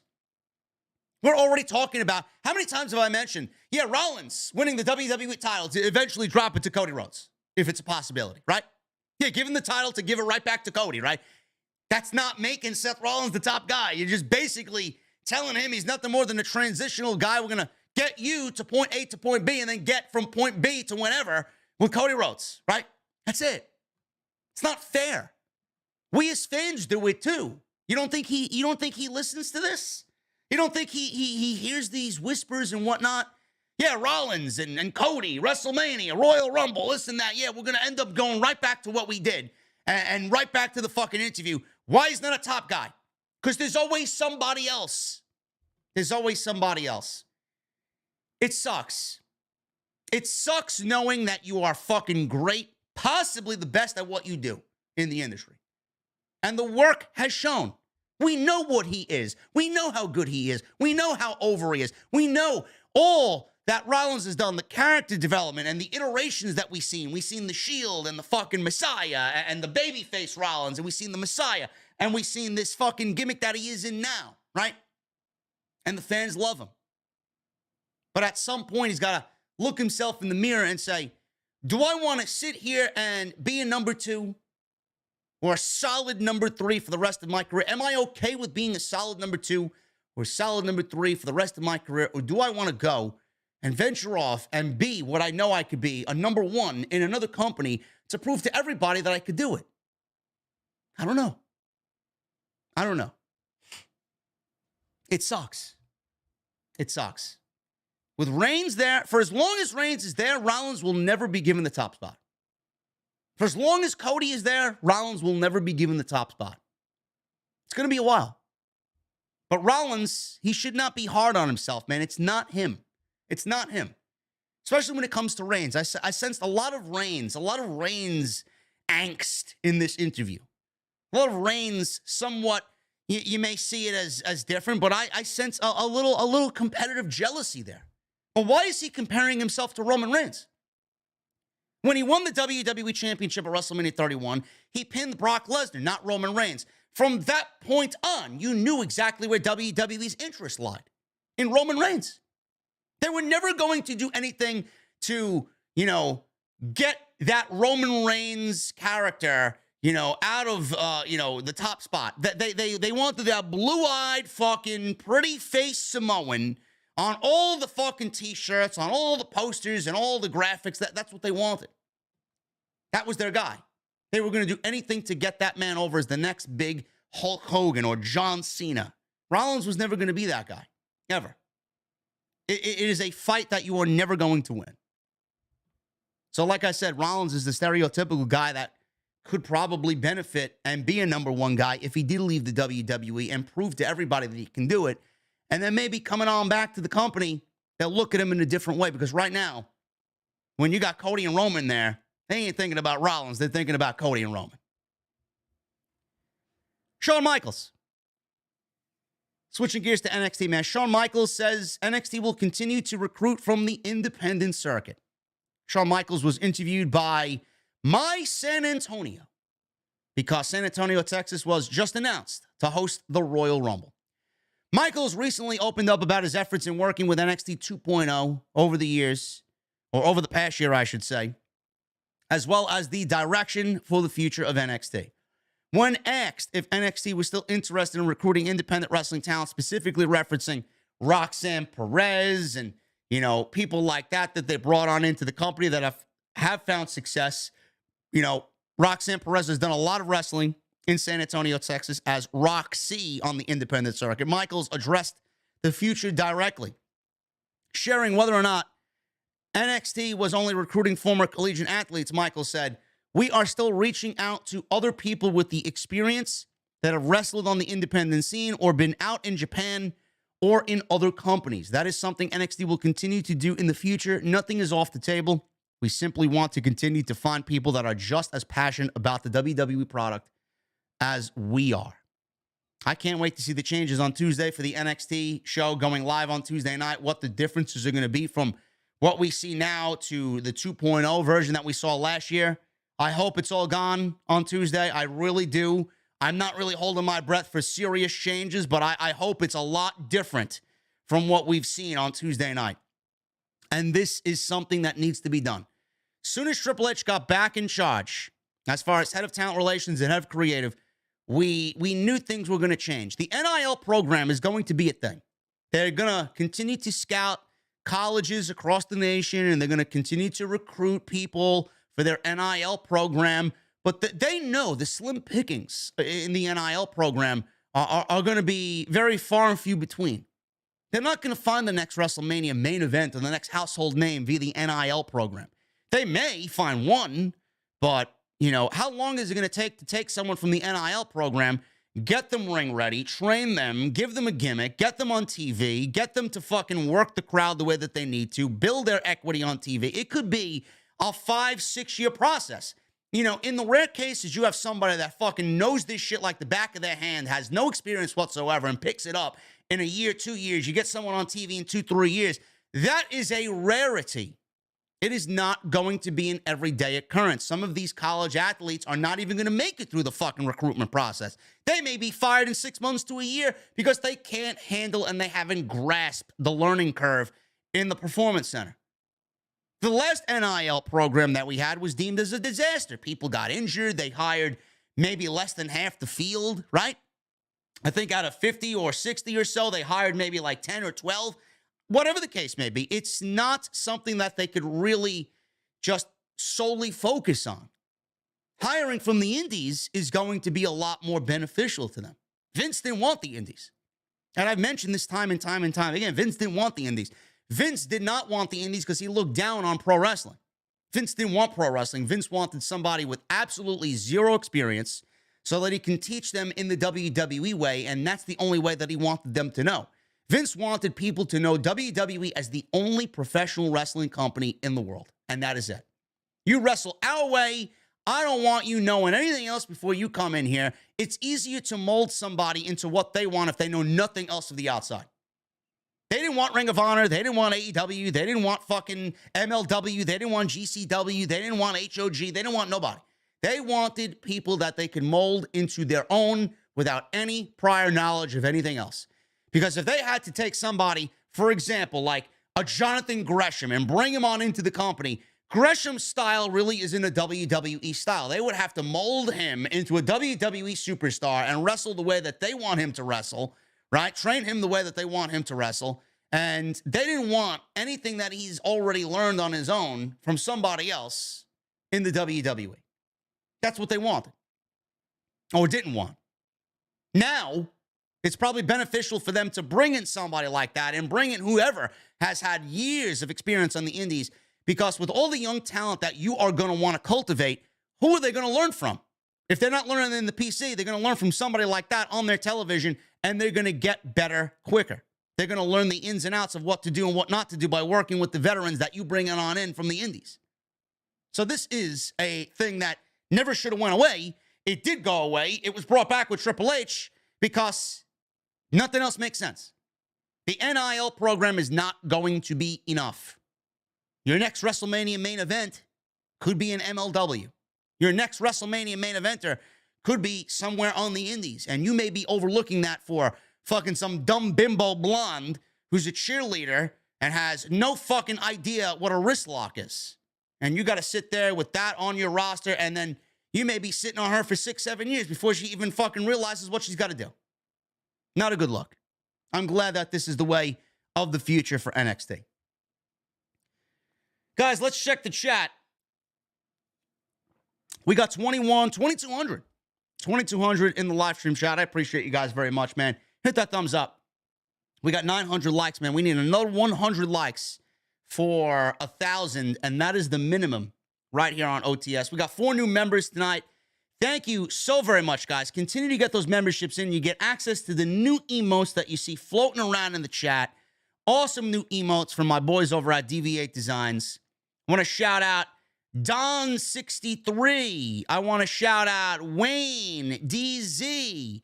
I want to shout out Trayvon, all for becoming new members tonight on OTS 446. Shifting gears to AEW, man. AEW ticket sales for the last, I would say, 3-4 weeks going into October, not looking good at all. The Wrestling Observer newsletter updated ticket sale numbers for upcoming AEW events, including Full Gear, on November 19th, which is by far and away the biggest selling show of the bunch. That event happens in Newark, New Jersey, and there are currently close to 10,000 tickets out for that event. A sellout in that venue would be a little over 12,000, so that doesn't happen until the end of November. AEW's got plenty of time to sell out the Newark, New Jersey show for Full Gear, so I'm not worried about that. Typically, AEW pay-per-views have been first-day sellouts, with around 80% doing so. This was not, even though it was the first pay-per-view in the New York market. However, it's still likely to sell out, or at least come very close, and accumulate a $1 million gate for AEW. The secondary market gets in price is $58, above average for the market, but lower than usual demand. Wednesday's Dynamite is in Washington, D.C. Their first ever show happened in Washington, D.C. 3 years ago, instantly selling out over 14,000 to fill that venue. Washington, D.C. on Wednesday night barely has 2,300 tickets out. This is the same building where AEW sold out 14,000 people for their debut episode of Dynamite 3 years ago. That is fucking abysmal. Not even 2,300 tickets in the same building that they did 3 years ago. Why? Why is that? Rampage, Battle of the Belts on October 7th. Both shows will be live in D.C. 2,000 tickets. Now, clearly, Rampage is not a good show. I don't give a shit what Tony Khan tells me or tells anybody else about Rampage. Rampage is not a good show. It's not a bad show. But Rampage is largely an unimportant show. If you do not watch Rampage, which I did not this week, I missed nothing. All I heard was Andrade is in a mask versus career match, and that's it. That's it. It was a bad show, according to many that I spoke to. Bad. Now, I wouldn't say it's bad. I mean, it's not like Monday Night Raw written by Vince McMahon. Those were shows that really wanted to make me fucking gouge my eyes out and fucking bash my head against the wall. It's not that level of bad, but it's bad in AEW land where standards are held differently. Especially when you look at Dynamite, how great Dynamite's been as of late. The standards between the two shows are night and fucking day. You can see what AEW cares about and what they don't. They don't clearly care about Rampage. Dynamite in Toronto. This is on October 12th. This is essentially sold out, 6,800 tickets. The get-in price on the secondary market is $70. Rampage in Toronto on October 13th has 4,900 tickets out. Rampage isn't on TV in Canada, which could count or would account for lower sales than Dynamite that week. The get-in price on the secondary market is $6. So you can see what people think about Rampage. I don't know if it's in the same building, but it's live. But you can see what people think of Rampage compared to Dynamite. If the tickets are vastly different from Rampage and Dynamite being 6,700, 6,800 to 4,900. Dynamite then in Cincinnati the following week after Toronto, October 18th. This is Jon Moxley, already announced. Jon Moxley versus Adam Page for the AEW World Championship. Less than 3,100 tickets out. 3,100 tickets out for Jon Moxley and Adam Page. This is literally 3 weeks from now. Not good. Not good. Rampage in Jacksonville on October 21, 2,200 tickets. Dynamite in Norfolk, Virginia, October 26th, 2,200 tickets out, down from the last time that they were there. Rampage at Mohegan Sun in Connecticut, October 28th, 3,800 tickets out. Dynamite in Baltimore on November 2nd, 1,500 tickets out. Rampage in Atlantic City, that's my town, November 4th, 776 tickets out. In February this year, AEW did 5,900 with 5,500 paid in the same building, which is the Boardwalk Hall on the Atlantic City Boardwalk in New Jersey. 777 tickets.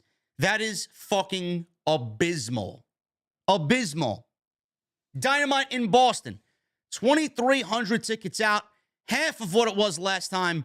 Boston usually sells out quickly for AEW. Bridgeport, Connecticut on November 16th, 1,682 tickets out. They did 3 times this number the last time they were in this same building in Bridgeport, Connecticut. And Dynamite in Chicago, November 23rd, 3,200 tickets, less than half of last year's Thanksgiving show numbers, which sold out immediately. Not good. Not good. What's the problem? What's the problem with AEW? Clearly, right off the top of the head, there's no Punk. There's no Kenny Omega. There's no Matt or Nick Jackson. Four of your biggest stars, right? Not with the company. I don't know how much that has to do with it. We don't know when the Elite will be back. Apparently, there's an investigation going on. Till the investigation is completed, we'll see them back on television. Punk, we're not going to be seeing on television for 9 months. He's out with injury, tore his tricep, and I don't know what his standing with the company is. There's rumors that Tony Khan may issue a buyout of CM Punk's contract, and he will not be back with All Elite Wrestling. So what is the problem? The magic seems to be gone. Now, there is time for these shows that happen later in October, later in November. It's October 2nd. You know, a show in Chicago for Dynamite on November 23rd that only has 3,300 tickets sold. You know, it could easily sell out by the time we get to November 23rd. There is time. But what is the problem? 776 in Atlantic City. I mean, we got Washington, D.C., 14,000 people 3 years ago that can't even do fucking 2,300 tickets sold in the same building they ran 3 years ago for their debut show. Why is this the case? Is the magic gone from AEW? A variety of factors could be at play here. I know for a fact that ticket sales are a lot more expensive for AEW than they were 3 years ago. It is more in demand. People are paying premium price to go to these shows now. They are a lot more expensive than they were in their debut year. Obviously, they have a bigger roster to pay for. They have a lot more names to pay for, man. They got a lot more names sucking up that payroll. So clearly, you are going to be paying premium price to go watch AEW live. I know Arthur Ashe Stadium was the first Dynamite in 3 years this year for Grand Slam to do over a $1 million gate. They didn't do that last year. They did fucking 21,000 people in that building last year, and they did not do a $1 million gate. This year, they did what, 12,000, 13,000 people, and they got a fucking $1 million gate. How much more expensive were those tickets compared to last year that they did $1 million this year, and with 21,000 filling the fucking venue last year, They didn't do 1 million gate. The prices for the shows are a lot more expensive. Prices for these shows, they happen on major holidays. That also doesn't really factor in well. Nobody wants to travel during a major holiday where airline tickets are fucking up and they're out the fucking ass as far as price goes. Then you got to pay for hotel. You got to pay for food. They make it a week-long destination thing. They got meet and greets, and they got Dynamite and Rampage, and then the fucking meet and greet, and then the pay-per-view. It is, by the time you take you and your family out, you're out 10 grand to go watch a fucking pro wrestling show. How many times a year do you think people are going to want to go see pro wrestling? On that level, on that scale. I'm not making excuses for them. This is just the way it is. This is just the way it is. It is not cheap, especially with these pay-per-views happening in Vegas and fucking, Memorial Day and Labor Day and fucking this and that, 4th of July with Money in the Bank. You can't travel during those fucking times. Why would you? Why would you? It's ridiculous. I'm not making excuses for them, but that's just the way it is. Now, the other thing that I know is a problem, and I don't see them rectifying it, they run the same fucking markets every single time. How many times do you need to run Chicago? How many times this year did they run Chicago? There is such a thing as burnout for one company to continuously run the same markets over and over and over and over again. How many times do those people in that market want to come and watch an AEW show? You're burned out. I'll just sit at home and watch it. Again, it's too expensive to do this 6, 7, 8 times a year, right? You're not going to want to do that.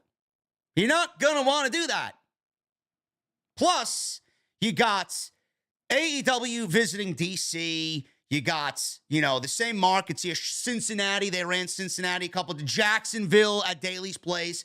Norfolk, Virginia, Mohegan Sun, Atlantic City, Bridgeport. These are fucking cities that they've been to. It's like they narrowed it down to the fucking key cities that they want to be in because they know they'll draw well there. How many fucking times? It's almost coming off as if they're afraid to venture into new markets. Now they're going to Toronto, sold out. I'd be worried if it didn't sell out in Toronto because fans in Toronto, fans in Canada have been wanting an AEW product for a very long time. But they need to venture off and start doing different towns, different cities, towns that they have not been to. I mean, they sold out the Cow Palace in fucking Los Angeles in California. They did what, 14,000 people there? First time ever. It sold out instantly. Yes, this was before all the fucking bullshit happened with Punk and the Elite, but it sold out because it was a place that was hungry for AEW wrestling.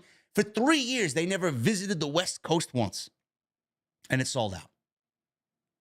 Again, I'm not making excuses for them, but this is the truth and the reality of the situation. Now you're looking at all these October dates. You got Wednesday's Dynamite, right? By this point, the MLB season will be over, and the playoffs will begin. The playoffs will be beginning next week, depending on what happens with the divisions and the matchups that are happening. The wild card and the NL and AL, DS and CS. How many people are going to want to watch the baseball playoffs and not go and attend a Dynamite show that happens to fall on a Wednesday or a Rampage show that happens to fall on a Friday? You're not going to take those primetime spots and then watch pro wrestling when you're going to watch your favorite baseball team if they make the fucking playoffs or are in the playoffs. You're not going to watch wrestling or go watch wrestling live when you can sit at home or maybe have an opportunity to go to the game itself if you're in one of these towns. No, you're not going to do that. Is it burnout? Is it that the magic is gone from AEW? Are people upset about the current direction of the show? I said this about WWE as well. A lot of people were like, well, JD, why are you so harsh on WWE? You're a WWE hater. You're negative. You're this and that. I would never in 1,000 fucking years give Vince McMahon my money. If the shows are that bad on a weekly basis, and they are bad on a weekly basis, I would have never put myself in a position to give Vince McMahon a fucking dime of my hard-earned money to hate something that I watch at home and pay money to see it live. When people see that the product is better and that the product is worth it, they would have a much easier time to spend their money to go watch it live. If a band that you love has a shit album out and you're fucking pissed at them, are you going to go watch them live when you've seen them 6 times before play the same fucking songs? And one of the biggest selling points is to hear them play the new album live, but you fucking hate it. Are you going to spend $80 to $100 per ticket to take you and the wife, you and the girlfriend to go watch them play live something that you don't like? No. I've done that, and I put my foot down with that when it came to my bands. I'm not watching you play this shit live. This shit sucks. And I've seen you 7 or 8 times. I don't need to sit and watch you play the same fucking songs over and over again when I could sit in my fucking room and have a nice cold beverage and play Destiny 2 and listen to the fucking Spotify playlist that I put together. Not going to happen. Not going to happen. AEW is at a point right now where the quality of the shows is fine. I'm not saying the quality of the shows is dead or they're in trouble or like these fucking half-bred fucking half-witted idiots online. Oh, AEW's dead. They're dying. Warner's going to cancel them and this and that. They just had a string of 4 straight weeks of over 1 million in the ratings. Now, they obviously did not do close to that with Wednesday's episode. They did 990,000, which is fine. I mean, that's not bad. In comparison to what they did, it doesn't look good. But it's not bad. 990,000. Warner's fucking over the moon with that shit. Also, there was hurricane coverage for Hurricane Ian. Florida was being fucking torn up inside out. So people obviously were more interested in watching fucking human life lost and everybody fucking having their lives ruined from Hurricane Ian. That's more important than watching fucking Orange Cassidy or whoever else was on Dynamite, Baruch and Bandito on Dynamite. It doesn't matter. Nobody's going to watch that over fucking hurricane, coverage. You may have family, friends, and fucking whoever else down in Florida that you're more concerned with, and you're obviously interested in their well-being and the sake of fucking Florida, right? So clearly, the news on Wednesday was a hit to AEW. Again, I'm not making excuses for them, but that's just the way that it is. The shows are not bad. Dynamite's not bad. Rampage, I don't really give a shit about. I mean, Tony Khan can fucking brag about Rampage all he wants. It's not a good show. It's not a good show to me. It's largely unimportant, and it will not be important until they get that show at 2 hours to really make it a B show and make it live weekly and really treat it like it's Dynamite. Until we get that, I'm not going to really give a shit about Rampage and what happens on Rampage. Is the magic gone? No. The magic is not gone. But there are problems with the company where the quality of the show, with this fan base, the quality of the show is not where it was during their year 1 in DC or during their year 2 when they were bringing in Punk. Now we're in year 3. We're 1 year removed from CM Punk. Things went fucking downhill because of what happened at All Out. And Tony Khan lost Cody Rhodes, and he lost that medium for how things should be done. How many times have we talked about AEW being the alternative? AEW was the alternative. AEW is no longer the alternative anymore. How can they be the alternative to WWE that is basically giving them, the same product that AEW is giving them? They were once looked at as the place where everybody wanted to fucking leave. WWE had Vince McMahon driving people out of the company, firing people. Nobody wanted to work there because of the current management that was in place there. Bruce Pritchard and creative process and people being buried and not used to their full potential. Now we got Triple H running the fucking show, and half the fucking people that Tony Khan hired were Triple H guys. He basically loaded his roster up with everybody that used to work for Triple H that got fired because Vince McMahon didn't want them on the roster because they were Triple H guys. Now you're looking at Tony Khan. 3 years ago, he was the alternative. He was giving us something. He was giving us a rival promotion that was not anything like WWE and giving us something that we wanted so desperately on Monday and Friday night. He gave it to us on Wednesday for 2 hours, and people loved it. People were drawn to it. People were addicted to it. Give me more, give me more, give me more. This is exactly what we want. Tony Khan's giving it to us. Now exactly what is Tony Khan giving it to us? Answer that And think about that seriously. I don't mean this in any disrespectful way to Tony Khan, but when you look at year 3 going into year 4 with TV rights deals coming up, this is going to be the biggest year for AEW, the most important year for AEW ever. You know, bigger than Punk, bigger than Cole, bigger than Bryan coming in, bigger than the fucking string of shows that they had last summer. This is the most important year going from year 3 to year 4, the biggest time period in AEW history. TV rights deals. They're looking for mega money. WWE is going to be fine. Whenever they leave, you know, whenever they have TV rights deals coming up and then their negotiations with NBCU or Fox, WWE is going to make bank. Their ratings are up under Triple H. It is a 52 weeks a year thing, twice a week, right? So they're going to make money. Demand for live entertainment, brand new weekly entertainment, 52 weeks a year without an offseason, that is a very attractive offer. That is a very attractive thing for a TV network. That's looking for prime time, no reruns every single year. WWE is providing them that, barring a holiday or a taped episode here or whatever, right? Tony Khan is going into year 4 of AEW with his product realistically as cool as it has been. It's not hot. It's not what it was in year 2. It's not what it was in year 1. And we're looking at AEW not being that alternative. Triple H is now doing what Tony Khan is doing at a higher level. And Tony Khan is giving us what exactly?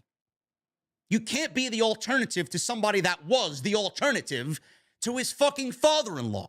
You can't do it. So what is Tony Khan going to do to present AEW to us that's the alternative to WWE? And I'm not saying this, again, negatively. I'm grateful for AEW being around. I'm grateful that I have content to talk about. I'm grateful that, you know, these men and women have another place to work outside of WWE. And the fact that we're not looking at a wrestling monopoly anymore where WWE is the one overloaded and they can't take everybody else and they're overcrowded and they don't have a bloated roster. We have AEW that houses some of the greatest talent on the planet. We got WWE that has, you know, some of the greatest talent on the planet. We got 2 great promotions that we could really talk about on Monday, on Wednesday, on Friday. It fills our wrestling week. This is what we love. But what is Tony Khan going to do to create an alternative to WWE? What is AEW now? They used to be the alternative, and now they're no longer. So what is he doing? What is he going to do to differentiate himself from WWE? I'm not saying you got to go and do sports entertainment. I'm not saying you got to book your show like WWE. But he's going to need to get people together to really map this out for year 4, to take AEW back to that quality that we know it was and can be in year 1 and year 2. I have people, to me, that don't watch AEW anymore because they feel the quality of the shows have dipped. Whether or not that means, you know, you don't like the current roster, the drama has gotten too much, it doesn't feel the same, you know, the impact of Cody Rhodes leaving, the weak women's division, the way it's booked creatively, the fact that Tony Khan is fucking doing everything on his own and the creative process is not right, or, you know, you got talent like Wardlow and FTR and Pac, guys like that, Miro, Andrade, the House of Black, so many others I'm probably missing, not featured on weekly television. Seriously. Tony Khan cannot do it all. Wardlow, I mean, this is a fucking thing. Wardlow has won the TNT Championship and has 4 fucking singles matches since he won the TNT Championship following his feud with MJF at Double or Nothing. This was back in fucking June. 4 singles matches. Tony Nese, right? Ryan Nemeth. You fucking kidding me? 4 Jay Lethal, which was a fine match, don't get me wrong. But Orange Cassidy. Those are the 4 names that he's wrestled for the TNT Championship. Wardlow, they gave this guy a Goldberg fucking entrance and a Goldberg vibe to him. And this is where he is right now. In a feud with another champion, Samoa Joe, who's been off television, who hasn't really been featured on television at all, holding a dead championship in the Ring of Honor TV Championship. That's your plan for Wardlow? Meanwhile, this guy should be the fucking face of the company. realistically, Wardlow is the future of AEW, if they want him to be. This guy should be booked like fucking Roman Reigns. Barely on television. Why? Miro hasn't wrestled in 2 fucking months outside of a goddamn pay-per-view match for All Out, where he teamed with Sting and Darby Allin against the House of Black. When was the last time Miro had a singles match? Why is Andrade somebody that you brought in and have kept off of television, barring injury? We don't know what his injury status is. We don't know what the fucking injury status is of anybody in that company. Wardlow may be hurt. We don't fucking know. Malachi was hurt. Miro took time off to fill a pilot in Brooklyn, New York for a TV show. Andrade may be hurt, but why isn't Andrade? Andrade's been there for a year and a half now. Where the fuck is Andrade? One of the greatest pro wrestlers on the planet, and you got him withering away in the back, mingling with fucking Private Party and number 10 of the Dark Order. This is the best you got for Andrade, and no wonder why people want to fucking leave AEW and go back to what they know best in Triple H.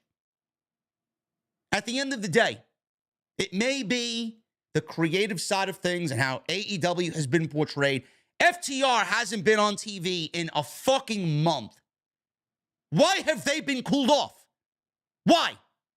Dax Harwood was wrestling New Japan this weekend, and he got on the microphone after they wrestled the Aussie Open in what I heard was a tremendous match, and he said, "Hey, Tony, I know you are our boss. Book us, brother." That's what Dax Harwood said on the microphone. If you're having a problem that all of a sudden Tony Khan forget he's got FTR on the roster, FTR, Wardlow, Andrade, Malachi, Buddy Matthews, Brody King, AEW is all over the place.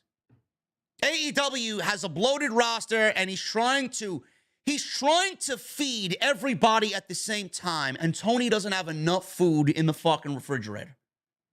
He doesn't. What are we doing? Why? What Tony Khan needs to do, and I mean this is me wanting his product to be better. Tony Khan needs to step back. Tony Khan cannot write the show. Tony Khan is not a writer. Tony Khan is writing these shows based off what he knows from watching pro wrestling, which makes him everything that MJF said he was in that promo, where he said he's nothing but a fucking mark, who should be behind the barricade and not in the back writing the fucking show. That's basically what it sounds like and looks like to me. Tony Khan needs to take a step back. Tony Khan needs to hire a fucking writing team. He needs to get people together, and he needs to hire 4, 5, 6, a team of writers.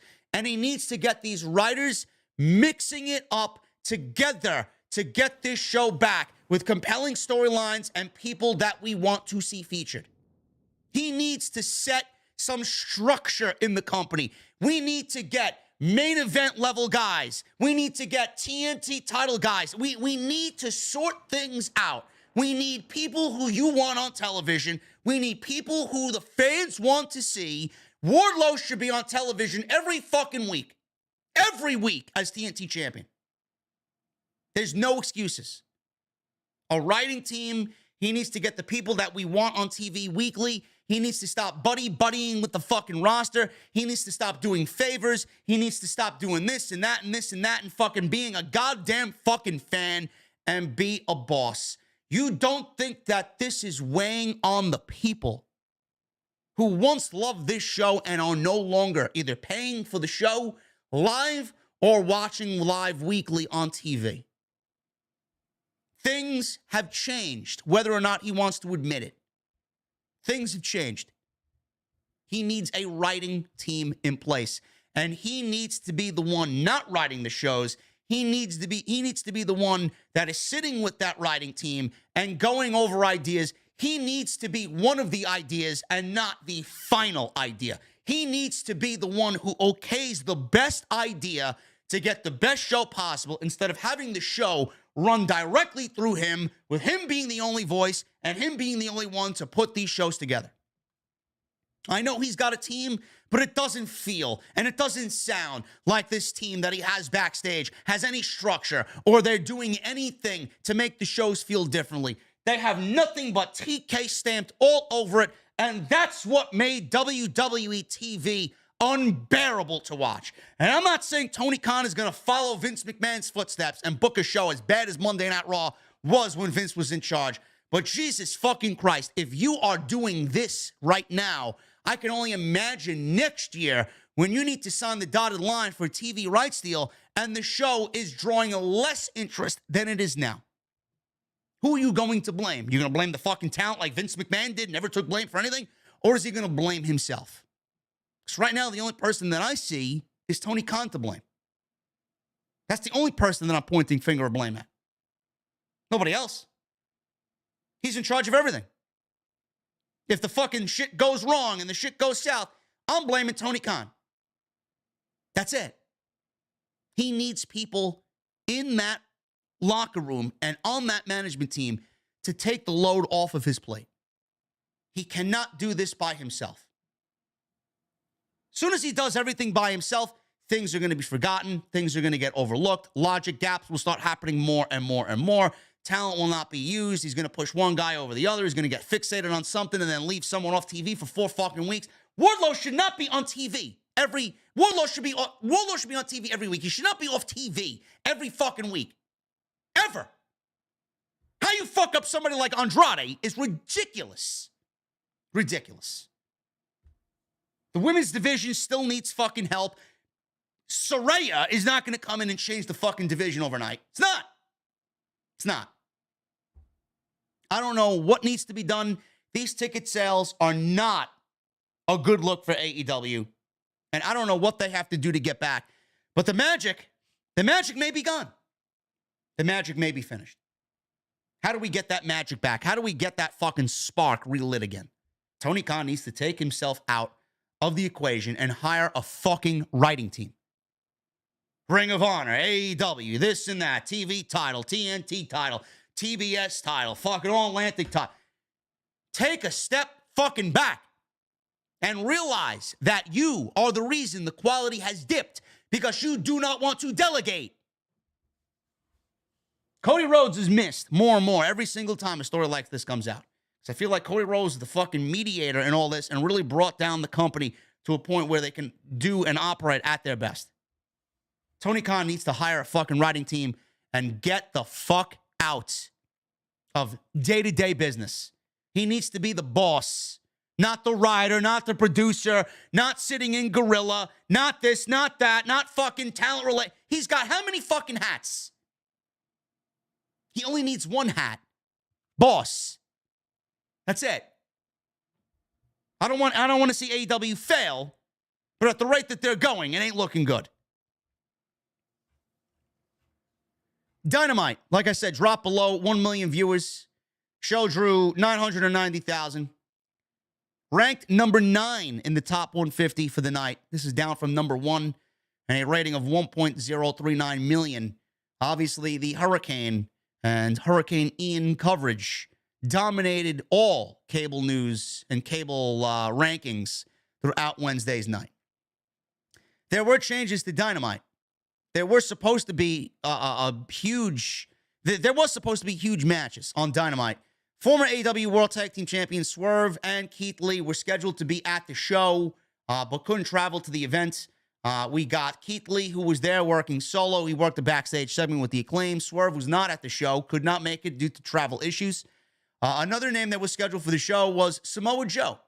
And it was a very Ring of Honor heavy show from Philadelphia with the Ring of Honor TV champion slated to be at the event. He was supposed to actually be teaming with Wardlow to start a program, tag team match program with Swerve and Keith Lee. It was supposed to be Wardlow and Samoa Joe versus Keith Lee and Swerve. I don't know if we'll see that happening on this Wednesday show, but absences obviously affected the show on Wednesday night. Bandito, he was on Wednesday's show. He was there in the main event in a tremendous match against Chris Jericho. Jericho successfully defended the Ring of Honor TV World Championship, not the TV title, the Ring of Honor Championship for the first time against Bandito, who's a former Ring of Honor champion himself. Impressive performance did Bandito have. In the latest edition of the Wrestling Observer newsletter, Dave Meltzer reported that Bandito was offered a full-time contract immediately after the match by AEW President Tony Khan. It is still unclear whether he intends to sign the contract or not. Following Dynamite, fans shared videos on social media of Bandito giving Tony Khan a massive hug after the match. Khan excitedly praised Bandito on the microphone as well. It's a great signing. And I would absolutely go out there and sign him and bring him on into the company because I think he's something special. And if you watch that match, you know it, you saw it, and it's not the first time that I've seen Bandito. I know what the guy can do. I've actually called one of his matches, fortunately. Very happy that I got the opportunity to do so. He wrestled low-key at High Intensity, House of Glory's High Intensity in August from Terminal 5. That's on Fight TV. He's a tremendous wrestler. He had a tremendous match against Chris Jericho. They're also interested in rock hard Juice Robinson. I would take Bandito over Juice, but clearly they want Juice Robinson as well. But I think this is a great signing. If it does go down, I think that's a great signing by Tony Khan. Roosh was also announced as being all elite as well. Roosh is now a part of the AEW roster. Again, you know, guys that are already lost in the shuffle are going to continue getting lost in the shuffle. Is Roosh going to be a part of Ring of Honor? Is Roosh going to be a part of Dynamite? I don't know. The whole Ring of Honor thing is another thing that irks the shit out of me. Now, Wednesday was a great show, and understandably so. They had travel problems, and I understood that. I know that. I tried to let everybody know. But the less Ring of Honor I see on Dynamite, the better it is for me. They need to be their own entity. I already talked about Jericho being the Ring of Honor World Champion. We discussed this already. I think that's a great move. It may be something that, you know, leads Ring of Honor to getting a weekly TV deal with him as the champion. I don't know how far along they are in discussions there with Warner Media or whoever, streaming service, whatever the case may be. There's a reason why Chris Jericho is the world champion. I do believe something's going on that we don't really know of yet. But is he going to be a part of Dynamite? Is he going to be a part of Ring of Honor? Just another guy, a great talent, going to get lost in the shuffle. Moving on. Andrade. Speaking of somebody lost in the fucking shuffle, he's already tweeted cryptically about his time in AEW. He's liked tweets about going back to WWE. He tweeted this week nothing more than an hourglass emojis. Obviously copyright infringing on Karrion Kross. Andrade is wrestling in a mask versus career match on Friday's live Rampage, something that I'm going to have to tune into because this is very interesting. Why it's happening, I have no fucking idea. Andrade's career will be on the line on the October 7th edition of Rampage. He will take on Dark Order number 10, Preston Vance, in a career versus mask match on the show. But will the outcome lead to Andrade's departure from AEW after all the cryptic tweets that we've seen him either A, tweet himself, or B, like from other fans? He's been all over social media begging for his freedom lately, but it's unknown if he's genuinely unhappy in AEW or trolling the wrestling community as part of this storyline. Regardless of where the wrestler future lies, Jose, his assistant, has his back, and a recent social media post from Andrade's manager further teased his client's exit from the promotion. He says, and I quote, "You are one of the best in-ring competitors. I learned a great amount working alongside you. You brought me to AEW, and I stand by your side in whatever choice you make next. Thank you for everything, Manuel Andrade." End quote. Now, all these signs point to, Andrade losing the match. I don't really see Andrade losing the match. I'm gonna make a prediction here for this. Now, I know they're claiming that this mask was given to number 10 by Brody Lee, and they want you to think that Brody Lee and anything to do with Brody Lee, how could Preston Vance lose this match, right? I honestly think that Andrade is trolling everybody. I honestly think this is their weird... First of all, I don't even know why a mask versus career match is happening. Honestly. Think about this for a second. Why is this mask versus career match happening when they've done nothing on television to even warrant the intensity of a decision like career being put on the line? Does anybody find that to be fucking bizarre? Honestly. Either this is just fucking Tony Khan taking what is being said online and playing it up to generate interest for Rampage, or Andrade is really done and he's been granted his release, and this is his last match to put over a young talent that AEW and Tony Khan are incredibly high on. But nothing has been done here to warrant a fucking career-ending match. They've done nothing. They've done nothing. So why is this match even being booked? Honestly, I think Andrade's winning, and what they're doing is taking everything and trying to spin this bullshit, play off the rumors that Black and Matthews and Andrade and Miro all want out. They've seen all the hype and all the speculation, and they're playing into the speculation online, and they're playing it out on TV and giving you a career match that he's not going to lose. I don't see Preston Vance ending Andrade's career in AEW. I would be fucking shocked if Andrade is being let go, especially after the report that Tony Khan is not granting anybody his release. He's not granting anybody their release. Meltzer even mentioned this on The Observer. Nobody is getting released. That's the doctrine, says Dave Meltzer. Tony Khan made it very clear in the last couple of days with Matthews and Black having to come out and make that statement, right? Miro apparently getting thrown in there. He's not happy. He's not being used. Whatever the case may be, Andrade, that's the doctrine. Tony Khan is not letting anybody go. Buddy Matthews is not getting released. Malachi had to come out and say, yes, I asked for my release. I was never granted my release. People misread it, which is a fucking thing. People don't pay attention. I said this when I reported it. Malachi never said he was granted his release. People ran with the dirt. People ran with the online speculation. He was granted a conditional release. We don't know what the fuck that means. Conditional release may be go and take care of you. You'll be back when the conditional part is up. I'm guilty of it. And it's not that hard to believe that they granted him his release. It should be something that comes with a, basis by basis thing. Wrestler by wrestler basis. If he really wants, listen, if Malachi was truly unhappy, and he wanted out, and he's not being used, and he promised this, and he's promised that, and he wants out, and he explains his case. If Tony Khan does not release somebody, I understand. But if this person or these people don't want to be there, get rid of them. Get rid of them. If you don't want to be here, then get the fuck out. We're not going to miss you. Go back to WWE. Go ahead. Before long, that roster is going to be bloated. Everybody wants to go back there. What the fuck do you think's going to happen? That roster is going to be bloated just like AEW's roster is going to be bloated. He can't take everybody back. You got to understand that. But if Tony Khan has people on his roster that don't want to be there, if Andrade doesn't want to be there, get the fuck out. If Malachi doesn't want to be there, get the fuck out. If Buddy Matthews doesn't want to be there, get the fuck out. Seriously. But Meltzer said that Tony Khan is not releasing anybody. So I don't know why he would put that out there. If Tony Khan releases Andrade, it is definitely going to be a situation. I said this about Malachi. You're going to have to let Malachi go. You're going to have to let Andrade go. You're going to have to let fucking Buddy Matthews. Once you release one, you don't think everybody's feeling the same way? I want to wrestle.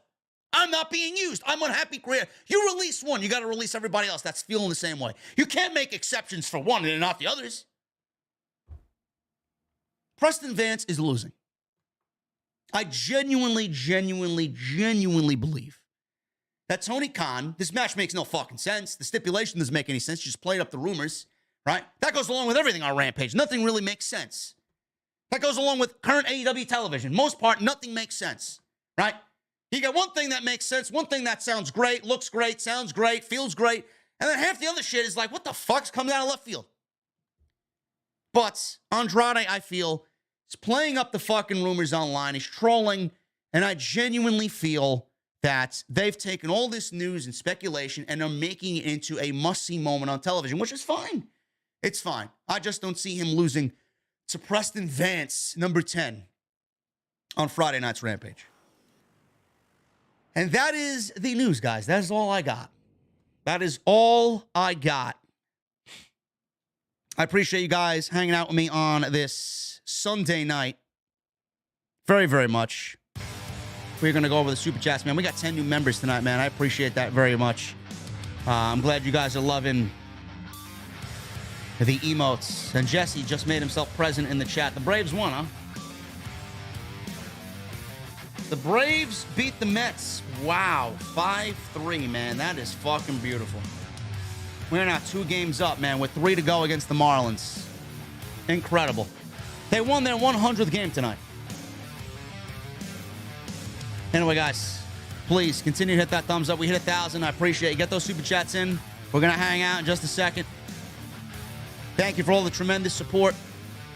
And follow me on social media at JD from NY206. That's Twitter, Instagram, TikTok, and Cameo. And go check out all the other videos that you might have missed on the channel. Plenty of it, man. Brand new week tomorrow. September was the greatest month in the history of the show. Let's try and make October just as good, if not better, than September. Let's get into the super chats, man. We are going to start at the top, as we usually do. And we are going to start with Derek Anawaihi. Still my favorite podcast in all the IWC. What are you drinking, JD? I'm drinking Natural Ice. It's a good beer. It goes down smooth. Everyone drink responsibly, please. Thank you, Derek, and happy belated birthday, brother. I got your message. Happy belated birthday, man. Jeremy Harris with a $5 super chat. What's up, JD? I just watched that horror movie, Smile. As I was watching it, I was maybe thinking smiling Raquel might have this issue. LOL. Cheers, JD. Yes, I don't know, man. I think Triple H is kind of moving away from the smiley Raquel. Hopefully. He hasn't really smiled as of late, but we will see. We got a new emote, just in case she wants to go back and smile all over again. John Lamey with a UK $5 super chat. He leaves me a dancing emoji-con on YouTube. Thank you, brother. Michelle Moran with a $2 super chat. Maybe Bray will first target Seth, then later Roman. It could be. We don't know. It's going to be very important on who he targets and what the plan is coming on in. It needs to be something that is going to transcend the company. Something with this amount of hype needs to have just as big of a follow-up than anything they've ever done. Heisenberg with a 3-month membership. Thank you for the recommitment, Heisenberg. Are we live? You better fucking believe it, brother. Don, 63 with a new membership. Thank you, Don. Appreciate you, man. What are you drinking tonight, Don?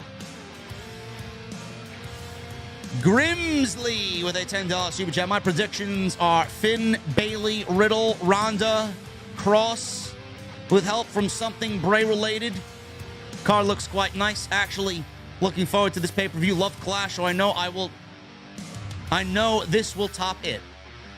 I think this is going to top Clash as well, bro. Surprising. For a B-level pay-per-view, I think it's going to be topped by Extreme Rules Clash. Awesome.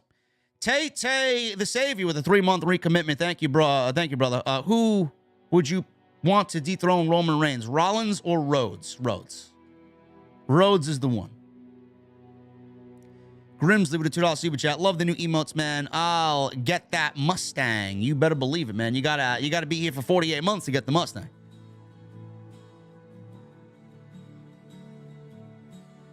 Grimsley, thank you, brother. Baby Shaq with a 6-month recommitment. He says, what's up, JD? Sorry what happened with your family. Sending prayers to you, brother. What do you think about Daniel Cormier being the special guest referee? I like it. I think it'll play well. I think he needs to be an authoritative figure, but not too much to where he's the spotlight of the match, taking away from Rollins and Riddle. A lot of people wanted Ken Shamrock to be the special guest ref for the Rollins-Riddle fight. He did respond. Yes, but apparently Shamrock has some heat with WWE management. I don't know what it is exactly, but apparently there's heat there. Sinister with a 3-month membership. Hey, JD, 3 months already. Wow. Hot take, but there should be more member-only live streams other than Sundays. Enough rambling. Love you, JD. Hashtag OTS for life. Sinister, I want to keep it small for now. I'm not a channel with 1 million subs, so I can't really get away with that. But Sundays is just about perfect, man. So we got 10 tonight, and I'm looking to get 1,000 before the end of the year. That would be tremendous. Mike Curtis with a 10-month membership. I think TK is related to Noah, except his boat looks like it's sinking. Bro, TK needs to right the ship, man. He does. Wayne DZ with a new membership. Wayne, thank you so much, bro. Lord J. Coyle with a $5 UK super chat. Love and appreciate everything you do, JD. Thanks for being my escape. Thank you, brother. Thank you, Lord J. Coyle. Grimsley with a $50 super chat. Grimsley, thank you so much, brother. You get a round of applause. JD is apparently Moxley now with all this blood. His little pizza money for this great place ran by Luigi Primo. It's me, Mario. All joking aside, thank you for everything you do for us watching the Black Ops 2 days. You got me to like COD. Love you, man. Never change. Thank you, Grimsley. I appreciate that, brother. Johnny Cloud with a 14-month membership. Hope everyone is having a great Sunday. Cheers to 13 months. He leaves me an ace emoji and a rock on emoji. There you go, Johnny Cloud. Love to see you, brother. Trayvon with a new membership. Trayvon, what are you drinking, bro? Tenorio, thank you for the super chat, brother. I appreciate you, man. What up, JD? Are you a fan of the Halloween or Friday the 13th movies? No, I am not.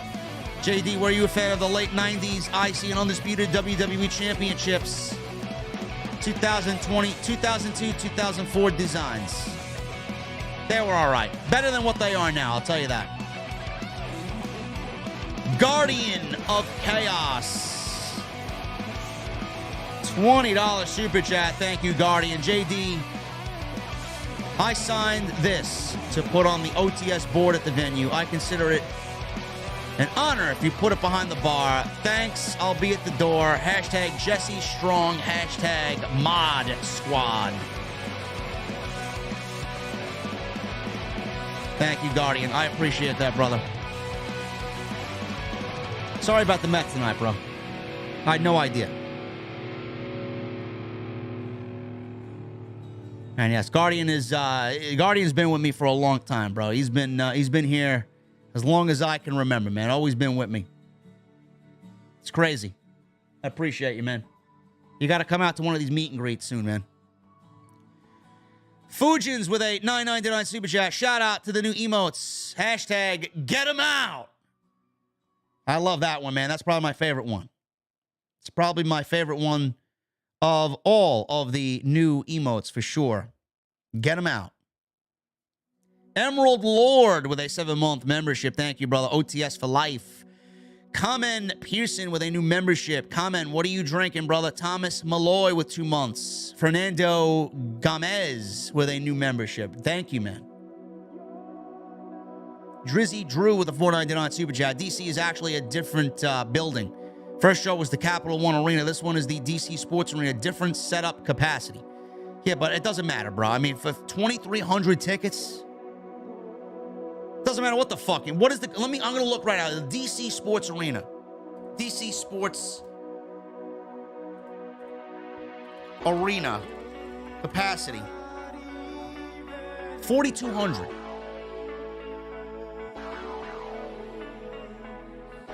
Bro, they don't even have half the fucking tickets sold. It's still a bad look. It's still a bad look. It's still a bad look as it pertains to... Why didn't they run? Why didn't they run the Capital One Arena? Why didn't they go for 14,000 people for their 3-year anniversary? So they're settling for this, and they don't even have half the tickets sold for the DC Sports Arena. Come on, man. Again, I'm not making excuses. It's just in the numbers, bro. It's there. Brandon Jefferson with a new membership. Thank you, Brandon. What are you drinking, brother?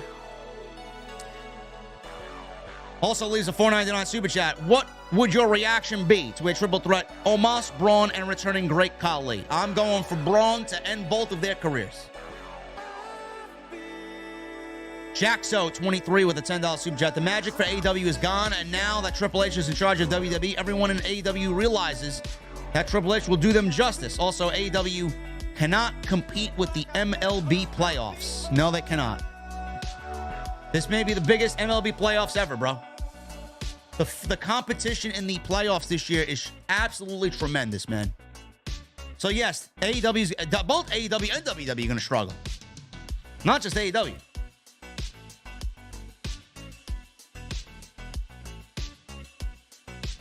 T-Mac with a $5 super chat. No, they were at the Capital One Arena in D.C. 3 years ago. They are going to be in a smaller venue this Wednesday. Still not sold out, though. It doesn't matter, bro. It's still a bad look.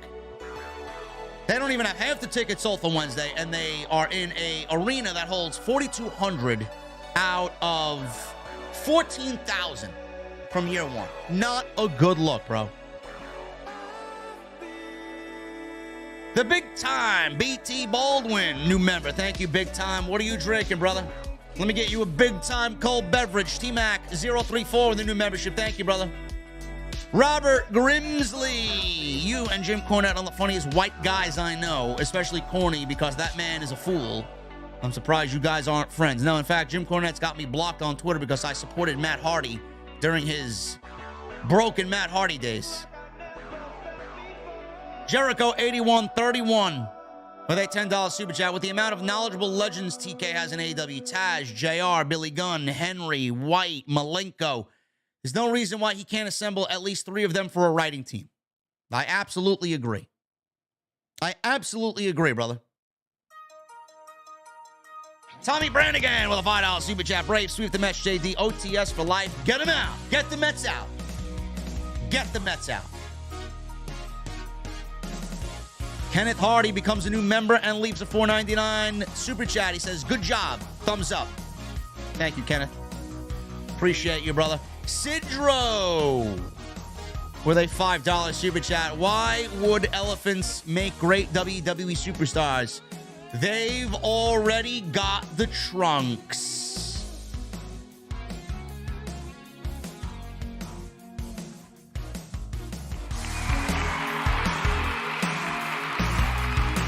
Now I just need Jesse for the thumbs down on your joke. Bushi Clementine, 2-month membership. Thank you, brother. Evening, sir. Good to hear from the IWC master while nursing a major toothache. Cue me up a vanilla orange twist, Captain Morgan, and a sake for Antonio. I don't even. Do we have sake in the venue? I don't even know. I gotta stock these shelves, man. We just moved back in, bro. I may have sake on Monday. Okay. But thank you, brother. Furious Nation with a $20 super chat. There's Jesse's thumbs down. We got another one, Jesse. Sidro's got another joke coming up. What's up, JD? I just want to say that I'm sorry about everything that happened. Hope you're doing okay. I'm always here for you, just like all of the OTS family. Thank you, Furious. I appreciate you, brother.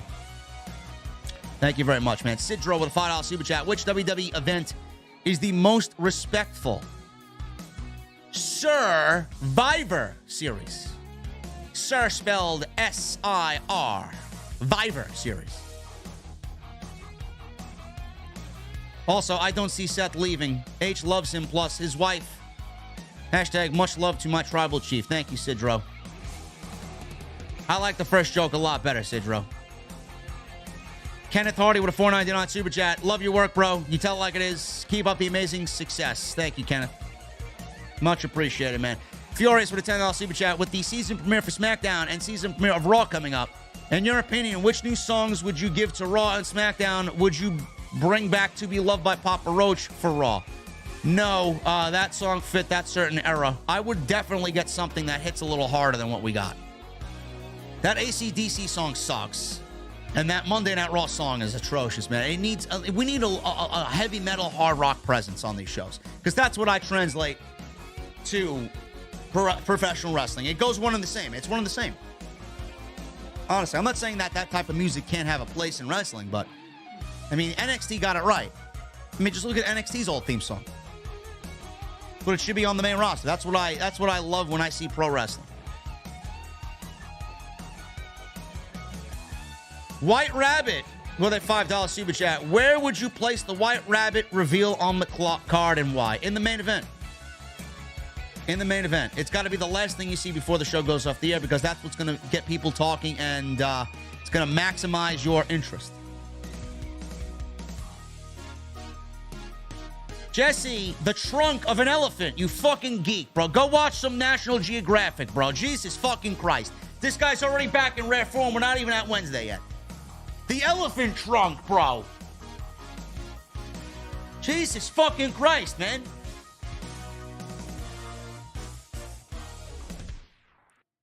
Yes, an Alter Bridge song would be great for a WWE theme.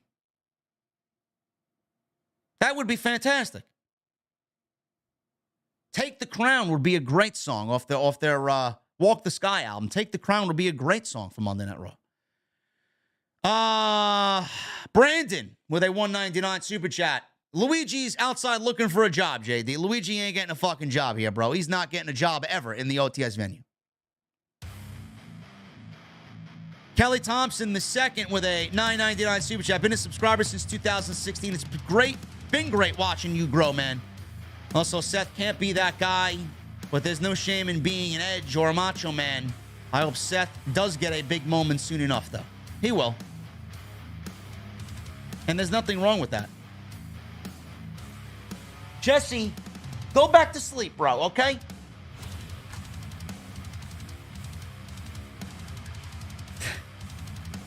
Thank you, Kelly. I appreciate that. And you're right. There's nothing wrong with being an Edge or a Macho Man. Jericho. 8131 with a $10 super chat. Good vibes and prayers. Good vibes and prayers your way for your family, man. It hurts to hear. In many ways, you seem like a close friend I've never met. Stay strong, man. We're all here for you. One love. Thank you, Jericho. I appreciate that, brother.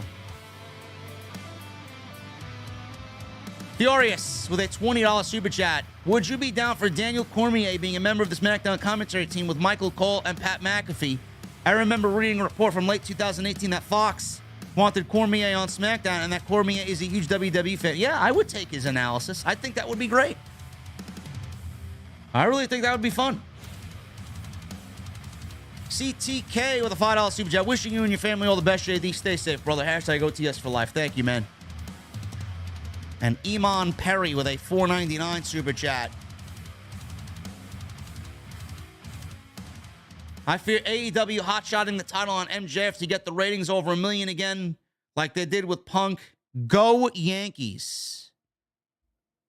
Yeah, I don't know what the Yankees are doing this year, man. They're going to have a difficult time in the playoffs. Yankees got some tough teams to compete with, man. Cleveland looks good. The Astros are over 100 wins. It's going to be tough. It's not going to be a cakewalk. It's not going to be a cakewalk for my Braves either. Dodgers got over 110 wins. It's crazy. Anyway, guys, I'm about to get out of here, man. My allergies are fucking kicking my ass, number one. Number two, I'm exhausted. Number three, I just want to relax until I got to get back at this thing on Monday, man. We'll be back live for Monday Night Raw. I'm glad to be in the OTS venue once again, man. What do you guys like better, the Beer Garden or the OTS venue? I've always loved the OTS venue a little bit more, man. It was my first design like this, and it's got a special place in my heart, bro. But I will see you guys back live tomorrow night, man. We'll be live for Monday night. More Bray Wyatt clues, more build towards Extreme Rules, the Extreme Rules Go Home show. And then Tuesday, man, we'll be back live on Tuesday, man. NXT, I got to see what these changes are for NXT. I'm going to be very interested to see these changes. I appreciate you guys and your support, man. We got 2,300 people tonight. Close to $300 in Super Chat. 10 new members, over 1,100 likes. You guys are awesome. Follow me on social media, man, at JD from NY206. That's Twitter, Instagram, TikTok, and Cameo. Hit that subscribe button down below if you guys have not done so. Continue to hit that thumbs up. Continue to hit that join button. We got those brand new emotes, man. You guys want them, you got them. Sign up. Become a channel member, VIP. And go check out all the other content that you might have missed on the channel. Plenty of it. Get caught up before we start a brand new week. Monday Night Raw tomorrow night. As always, I'll be doing my thing better than anybody. We are going to be back in the venue, as always, man. Thank you so very much. Listen, I need two things from you guys. Number one, I need those guitar emojis in the chat, and I mean the new ones that we got now. I need those guitar emojis in the chat. Mustang emojis as well. And then number two, I need that music on Max. Guys, thank you so very much for all your support. I love you guys, and I'll see you tomorrow night live from the OTS venue right here on Off the Script for the Monday Night Raw post. Until then, guys, have a good night, and I'll see you later.